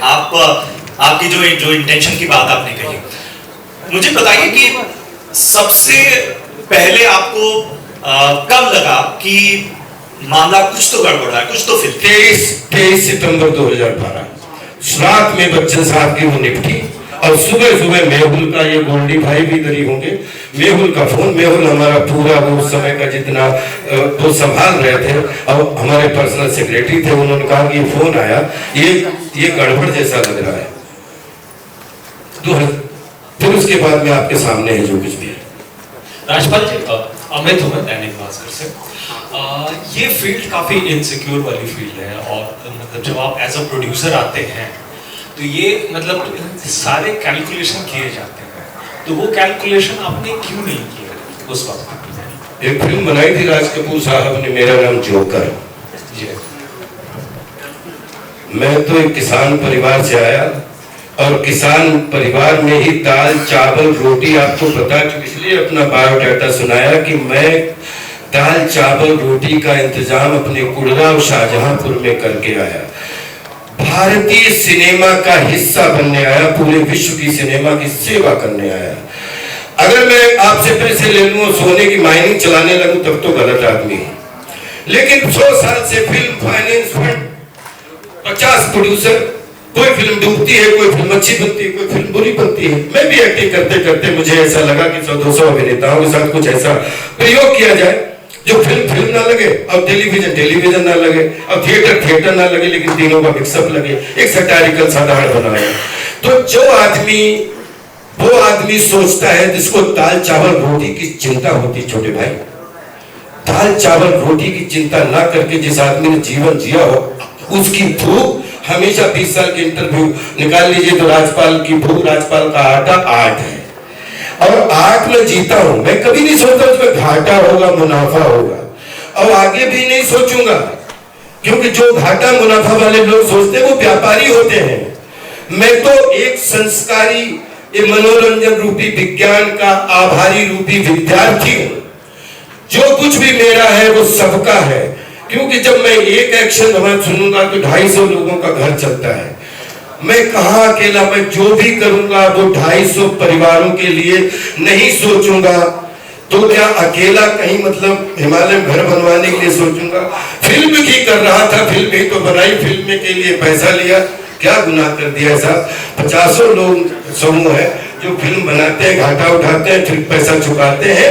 लेकिन फिल्म इंडस्ट्री में एक चीज जरूर बोलना चाहता हूं कि हम अपने 18-25 फेडरेशन से प्रार्थना करते हैं, नीरज भाई, हमारी आज पूरी फेडरेशन से जितनी हमारी 25 फेडरेशन है या 30 फेडरेशन है, हाथ जोड़ के प्रार्थना करता हूं कि ब्रांडिंग का एक रेजोल्यूशन पास कीजिए, एग्रीमेंट बनाइए, क्योंकि फिल्म बनती है फाइनेंस से, एक फाइनेंस का फेडरेशन से आप एग्रीमेंट बनाइए, वही एग्रीमेंट बाहर जाएगा जो फेडरेशन से पारित किया हुआ एग्रीमेंट होगा, वही ब्रांडिंग के लिए बाहर जाएगा कि जो ब्रांडिंग के लिए पारित किया हुआ फेडरेशन का, उसमें रिक्त स्थान छोड़ दो, लेकिन बेसिक फॉर्मेट हर कलाकार के लिए, हर इन्वेस्टर के लिए एक जैसा होगा, ताकि जब फिल्म कमाए तो पूरी दुनिया अच्छी, और जब फिल्म कोई गड़बड़ हो तो फिल्म इंडस्ट्री गंदी, बाकी सब अच्छे। ये चोर साहूकार का आज से ना व्यवहार चलने दूंगा और ना ही चलाऊंगा, और अगर जहां रहा तो आज अभिनय के साथ ये भी करता हूं कि हर चीज का, उस चीज का विरोध करूंगा जो बॉलीवुड को फंसा के गलत तरीके से उनसे पैसा लेना चाहता है। ये राजपाल यादव डंके चौप पे बोल रहा है कि आज के बाद में अगर बॉलीवुड को आप गाली दोगे या भारतीय सिनेमा को गाली दोगे तो उसके एग्रीमेंट आपके हाथ से नहीं बनेंगे। जो भारतीय सिनेमा है उसके फेडरेशन से पास होके वो कमेटी बना के पूरे देश में अपने अपने ले लो, सबको भी दे दो। अच्छा, और राजपाल जी एक और सवाल था बस लास्ट। हाँ अरुण एक सेकंड। हाँ बोलो भैया। आपकी हेल्प हो रही है, बच्चा आपको मदद कर जी रहा है। जी, इसमें तो बहुत ही अच्छा लगा राजपाल जी। सोशल मीडिया की बात करूंगा, हम भी बहुत सारे नाम सुन रहे हैं कि इन्होंने हेल्प की। थोड़ा सा अगर बताना चाहेंगे कि हिंदी फिल्म इंडस्ट्री से किसने आपकी हेल्प की? मैं सच बता रहा हूँ कि मैं जेल में नहीं था।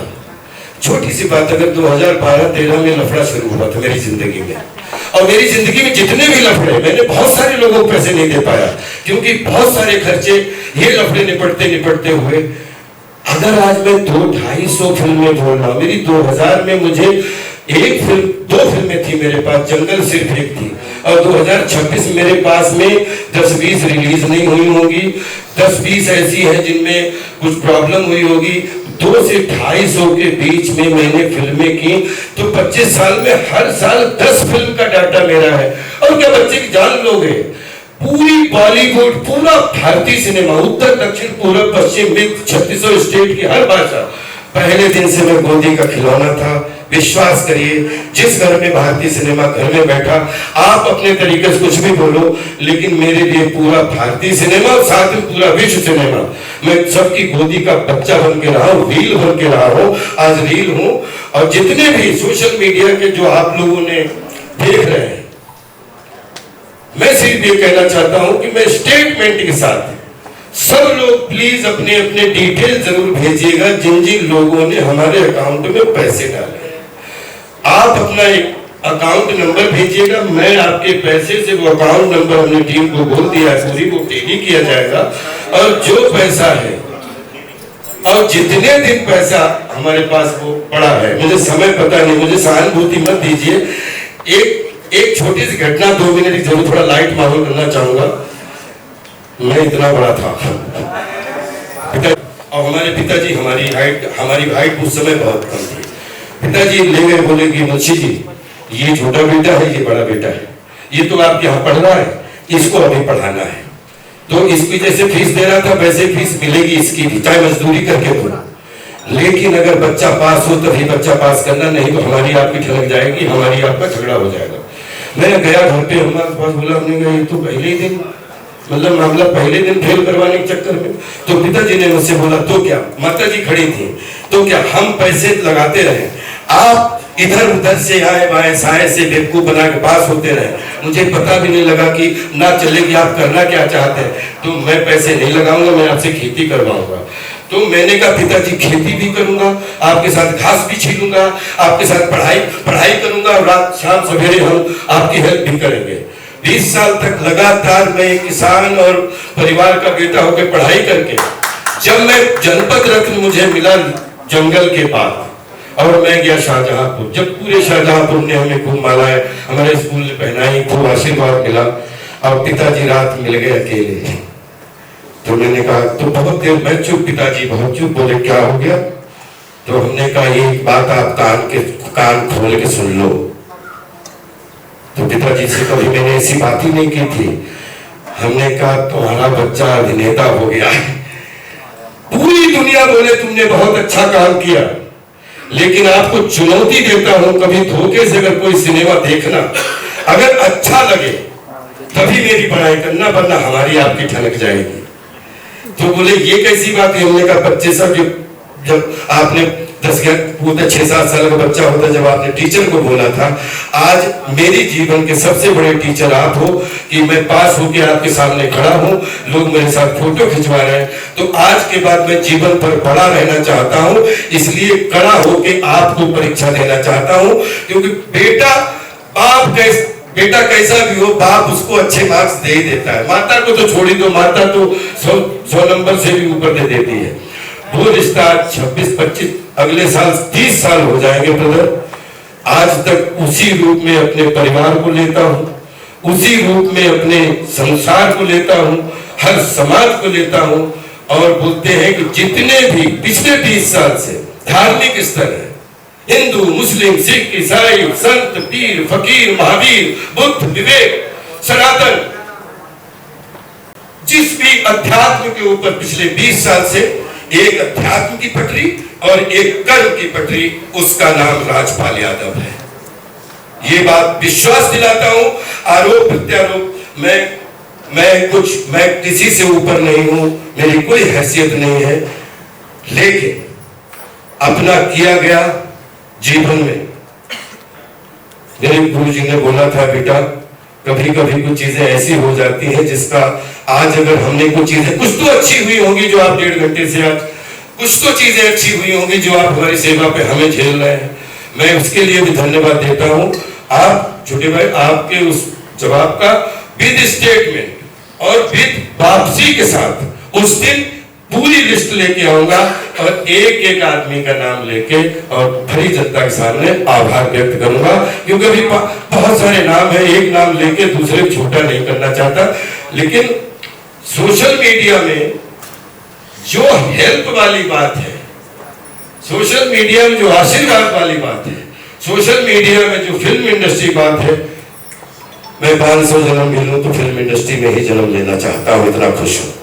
राजपाल जी, आपके बारे में सबसे पहले तो बहुत बहुत धन्यवाद आपका, आपने सच सामने लाए, लोगों को बताया, और जो सबको पूरी दुनिया को हंसाता है उसको परेशान देख के सबको दुख हो रहा है। हम ये जानना चाहते हैं कि लोग मौका ढूंढते हैं प्रेस कॉन्फ्रेंस में कि बहाना मिले, 100 बहाने ढूंढते हैं कि 2 आंसू बह जाए, इमोशनल हो जाए, आपने कैसे खुद को रोका? मैं कह रहा हूं, मैंने एक चाली चक दी है, यही तो लोगों को बताना चाहता हूं कि भारत से 3 अभिनेता 300 अभिनेता हैं जिन्होंने एक युग चला दिया है। उनके अगर विश्व से एक अभिनेता चुनना हो तो चार्ली चैपलिन, विश्व के जितने भी आशीर्वाद रूपी सब हजारों संत पूज्य महात्मा, उसमें एक दत्ता जी मिल गए दिशा निर्देशक रूप में, पंडित जी थे प्रभाकर जी शास्त्री जी। आज वो इस दुनिया में नहीं है, लेकिन वो हमें लगता है हमारे साथ है। दूसरी चीज, चार्ली चैपलिन साहब के बाद एक जैकी चैन हमें बहुत अच्छे लगते हैं। फिर उसके बाद में जब आएंगे तो अपने 100 साल के सिनेमा में बलराज साहनी साहब से वक्त लेके, भारत भूषण साहब से लेके, और बोलते हैं धर्मेंद्र साहब, जितेंद्र साहब, जितने भी जो है राजेंद्र जी और महमूद साहब, संजीव कुमार साहब, जितने नाम लो यहाँ वरुण धवन तक, लगभग पिछले 100 साल में 20-25 अभिनेता हैं जिन्होंने ये भारतीय सिनेमा को पूरे विश्व में पहुंचाया है। तो मुझे ऐसा लगता है अगर मुझे चुनाव करना पड़े तो चार्ली चैपलिन, दिलीप साहब के साथ ये पूरा सभी हमारे महानुभाव सीनियर्स, और साउथ से रजनीकांत साहब, और केरला से मोहनलाल जी, कमला हसन साहब, और इधर आप आ जाएं तो जैकी चैन, बॉलीवुड से गोविंदा भैया, और मुझे लगता है 5-6 ये एक्टरों के बीच में जिम कैरी, इन सबको 5वां या 7वां नंबर मुझे ऐसा लगता है राजपाल नौरंग साहब थे। तो मैं हृदय से बताना चाहता हूँ कि जब कठिन फील्ड मिलती है, जब कठिन रोल मिलता है, जब कठिन स्टेडियम मिलता है, तो वहां अंदर रोना कितना भी भरा हो, लेकिन बाहर मुस्कुराहट, सरलता, शांति के साथ उसका सामना होता है, इसलिए आंसू नहीं निकलते। राजपाल सर, एक सवाल मेरा है, रवि बोल रहा हूँ, और भास्कर भाई। बहुत सारे हमने अपने दोस्तों गालियां भी सही, लेकिन बहुत सारे दोस्तों की हमने तालियां भी सही, क्योंकि देखिए तालियां और गालियों का संगम है साहब। कि अब ये बताओ, जिसने जेन्युइन हमारी मदद की और वो उसके पैसे नहीं पहुंच पा रहे हैं, मैं बता रहा हूं कि ये तकलीफ जो नहीं हो पा रहे, तो वो बच्चा जो है वो भी मेरा भाई है, तो वो गाली दे या ताली दे, लेकिन मैं हमेशा कोशिश करूंगा कि ये 36 चेहरा आपके सामने हमेशा 9 रस 9 चौक 36 12 36 तेरा चरित्र है राजपाल यादव, तेरा चरित्र। एक मैं जब अपना दरवाजा छोड़ता हूं, उसके बाद में किसी भी सिर पे मिले तो मैं लवली अभिनेता होता हूं। लड़की हो या लड़का हो, कोई सिस्टर के रूप में, कोई अग्रज के रूप में, कोई टीचर के रूप में, कोई किसी, फिर पूरे दिन वो सिर्फ हमारा हंसी देखता है और शब्दों का निर्माण देखता है। जब मैं सेट पे छोड़ता हूं तो उसके बाद जब घर आता हूं तो मुझे नहीं मालूम मैं किन चीजों से जूझ रहा होता हूं, लेकिन मेरी छोटी बच्ची को भी ये कहने का मौका ना मिले कि पापा क्या बात है। और एक परिवार और एक व्यापार, लेकिन क्योंकि मेरा ऐसा धंधा है जिसमें मैं पब्लिक से जुड़ा हुआ हूं, तो पब्लिक के बीच में आचरण, व्यवहार और संस्कार, ये 3 चीजों को लेकर सिर्फ 3 डायमेंशनल चरित्र बना के चलता हूं। बाकी चार्ली चैपलिन साहब की एक लाइन से बहुत सीख मिलती है, हमारा दुख अगर पूरी दुनिया के लिए सुख का कारण बने तो मैं आज भी अपना दुख और भी उसकी मजाक बनवाने के लिए तैयार हूं, लेकिन हमारा सुख अगर पूरी दुनिया के लिए दुख का कारण बने तो हमेशा के लिए मैं उस सुख को वापस खींचना चाहता हूं, आपके सामने जीवन को भी परोसना नहीं चाहता हूं। और अगर वो लीगल एग्रीमेंट होता है तो उसमें सारी डिटेल्स लिखे होते हैं कि मैंने इतना पैसा लिया और ये पैसा कब चुकाया जाएगा और उसमें ब्याज कितना प्रतिशत दिया जाएगा, ये लीगली लिखा गया होता है। और एग्रीमेंट जब होता है तो लीगल एक्सपर्ट्स आमने सामने बैठते हैं, सीए बैठता है, सब कुछ बैठता है। तो आप जैसे भास्कर भाई, बहुत अच्छी बात सर, मैं आपकी बात समझ गया। एक सेकंड बस, जब आप बता रहे थे कि 60% ब्याज लगाया गया और राजपाल यादव सप्लीमेंट्री जो एग्रीमेंट था मानते गए, तो ये मानते गए, जब 60% ब्याज लगाया जा रहा था तो मानते चले गए, इसकी क्या वजह थी? ये तो पहले से तय होता है कि इतना 100 रुपए का 110 रुपया दिया जाएगा, 120 रुपया दिया जाएगा, कोई इतना ब्याज लगा रहा है, आप लोग मानते क्यों चले गए और ये मामला इतना कॉम्प्लिकेटेड फिर कैसे हो गया? मैं इसका उत्तर क्यों, भास्कर जी उस समय पिक्चर में नहीं थे सर। मैंने पिछले 200-250 फिल्में की हैं, तो सब एग्रीमेंट तो ऐसे, अगर मैं एग्रीमेंट पे तो सारे एग्रीमेंट लफड़ाइल होते हैं। सर ये मैं बोल रहा हूँ कि इसकी भावना समझो, ये कभी भी मुकदमे के लिए कोई सपना ही नहीं था, ये 3 लोगों के अभिमान की लड़ाई है। मैं फ्रॉम द मानी कोर्ट में भी पहले दिन से बोल रहा हूँ कि इनको पैसा नहीं लेना है। ये 5 करोड़ रुपए के लिए ये मुझे चाहते हैं कि मैं इनके चरणों में गिर जाऊं। ये पैसा तो 2013 से लेके कभी मना नहीं किया। मैं कह रहा हूँ कि 5 करोड़ रुपया पहले आ गया। मैं लक्ष्मी नगर ऑफिस में गया, जेन्युइनली मैंने नहीं पढ़ा, मैं सिर्फ साइन करता क्योंकि मेरे लिए सुनिए मैं कह रहा हूँ कि मैंने जो साइन किए उसी को तो मैंने 18 में 10 करोड़ 40 लाख निपटाए। मैं कहाँ मना कर रहा हूँ कि मैंने गलती नहीं की, मुझे पढ़ना चाहिए था क्योंकि ये मेरे घर का मसला था, इसलिए मैंने वकीलों को इन्वॉल्व नहीं होने दिया। क्योंकि थोड़ा इमोशन क्या होता है, कभी कभी कुछ बात की वैल्यू होती है, कभी कभी कुछ रिश्ते की वैल्यू होती है। जो आदमी खुद 1000-1500 करोड़ का आदमी है, एक फोन पे एक मीटिंग में इधर आया, उसने सर्वे किया, 5 करोड़ रुपया पहुंचा दिया, तो वो मेरे खिलाफ कौन सी कॉन्सिक्वेंसी करेगा? आप मानते हैं कि आपकी तरफ से गलतियां हुई?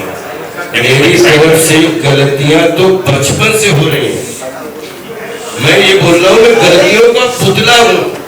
लेकिन एक बात आपको आज से नहीं, पूरे जीवन के लिए बताता हूँ कि राजपाल बचपन से चोर है, बचपन से छलिया है। जिस घर में घुस जाता है पूरे घर का दिल चुरा के चला आता है और पूरे घर का अपना बना के चला आता है। तो जब तक जिंदा हूं पूरे घर को अपना बनाने की कोशिश करूंगा, पूरे संसार को। ये जो मसला है इसमें नहीं इन्वॉल्व था, ना वकील इन्वॉल्व था, इवन बीवी को इन्वॉल्व नहीं होने दिया। वही तो बता रहा हूं कि इस एग्रीमेंट में फिल्म रिलीज होने के बाद 5 का 8 करोड़ रुपया माधव जी को मिलेगा, उसके बाद जो भी है मेरा है। फिल्म एक सेकंड ऐड कर बोलना चाहिए। अगर आप कहते हैं कि विश्वास करना 100% इंटेंशन, अगर हमने जितने भी साक्ष्य रखे हैं, मानी हाई कोर्ट कानून की शरण में सब लोग, कानून से बड़ा कोई नहीं है। जिस दिन मैंने इनसे 3 बात बोली कि 5 करोड़ रुपया या तो उधार हो सकता है, 5 करोड़ रुपया फ्रॉड हो सकता है, 5 करोड़ रुपया इन्वेस्ट हो सकता है। तीनों चीजें कैसे 5 करोड़ हो सकती हैं? वो 5 करोड़ में अगर आप कहते हो कि एग्रीमेंट बना, तो मैं आपसे पूछता हूं फिर फ्रॉड कैसे? इंटेंशन बताइए। जब आपने एग्रीमेंट 3 एग्रीमेंट बना लिए, फिर आपको शर्म आनी चाहिए कि राज्यपाल ने किया फ्रॉड। लेकिन आपने बोले कि राज्यपाल ने फ्रॉड किया। न्यूज आई पूरी, आप 2012 की आप देख लीजिए, न्यूज़ें देख लीजिए, रिसर्च कर लीजिए। मैं कह रहा हूं कि चलो लोन भी मैं मानता हूं, तभी तो 2018 में चुकाया। अगर लेकिन आपका इंटेंशन विश्व की अदालत में, दुनिया के उसमें मिशन था कि मैं 20 करोड़ का हिसाब देने के लिए तैयार हूं, और आप वीडियो के माध्यम से बोलते हैं कि 5 करोड़ का 25 करोड़ हो गया। मैं तो ये आपका सुनने के लिए तरस रहा था कि आपका 5 करोड़ का जब 2026 25 करोड़ हो गया, तो मेरा 16 करोड़ 160 करोड़ का हो गया। अब 160 करोड़ रुपया सिर्फ आपके 5 करोड़ के, इसने इतनी बदनामी, यही तो धमकी। वो लोग बोलते हैं कि 60-70 आदमी, सोचिए राज्यपाल तो गुंडा हो गया फिर।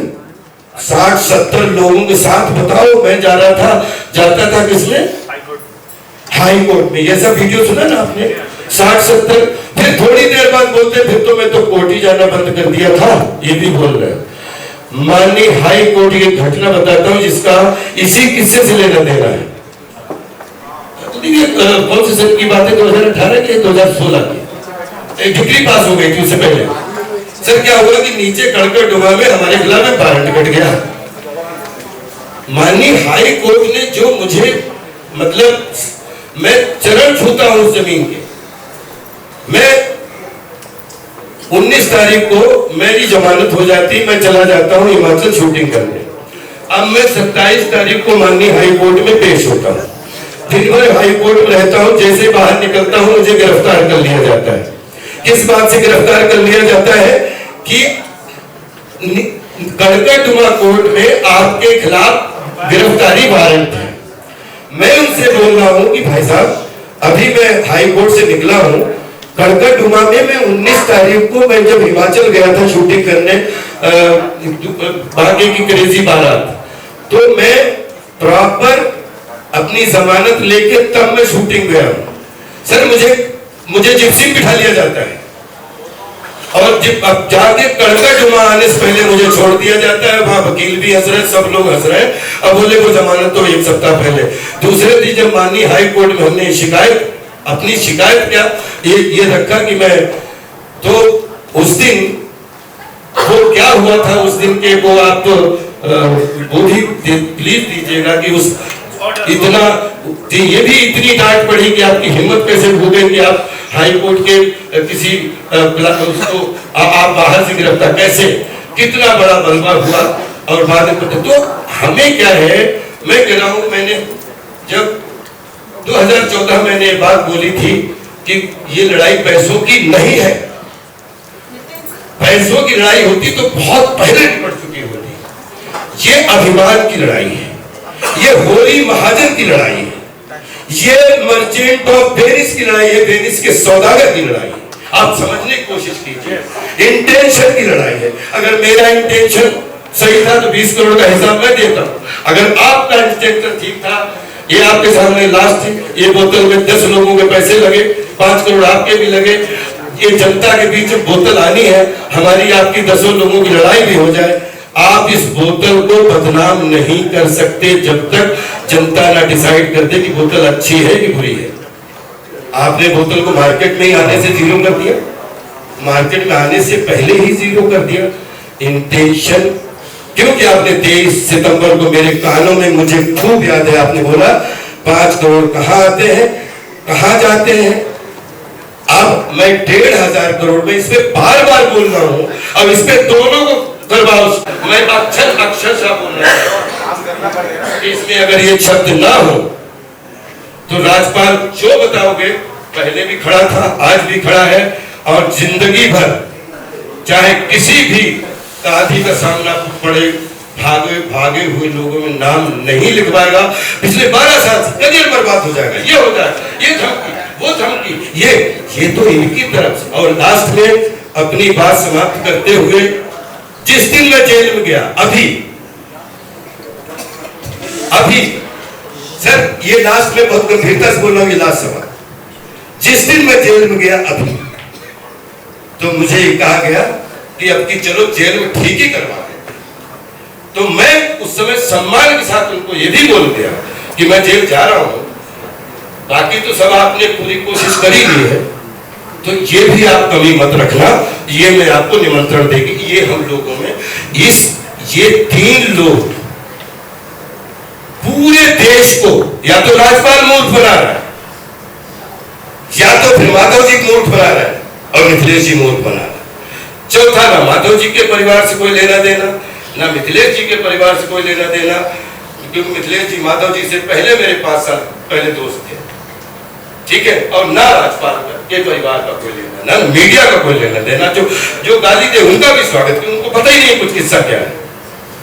लेकिन ये फैसला आपको एक बहुत गंभीरता के साथ यहाँ पे अपना समापन करना चाहूंगा कि उन्होंने स्टेडियम बनाया, उन्होंने खिलाड़ी खड़े किए, और उन्होंने आउट करके मुझे पहुंचाया। ये फैसला 1 साल और लगे या 10 साल लगे, माननीय को, जिसमें उनको ये बताना पड़ेगा कि फ्रॉड था, कि इन्वेस्टमेंट था, कि ये लोन था।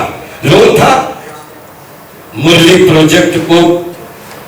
प्रोजेक्ट ने, मैं बहुत सारी ऐसी चीजें हैं, लेकिन लास्ट के प्रश्न, क्या मुरली प्रोजेक्ट को 5 करोड़ रुपए देने का अधिकार, उसमें लाइसेंस था? अच्छा, राजपाल 7 के 94 से लगातार दिल्ली से जुड़ा हुआ हूँ।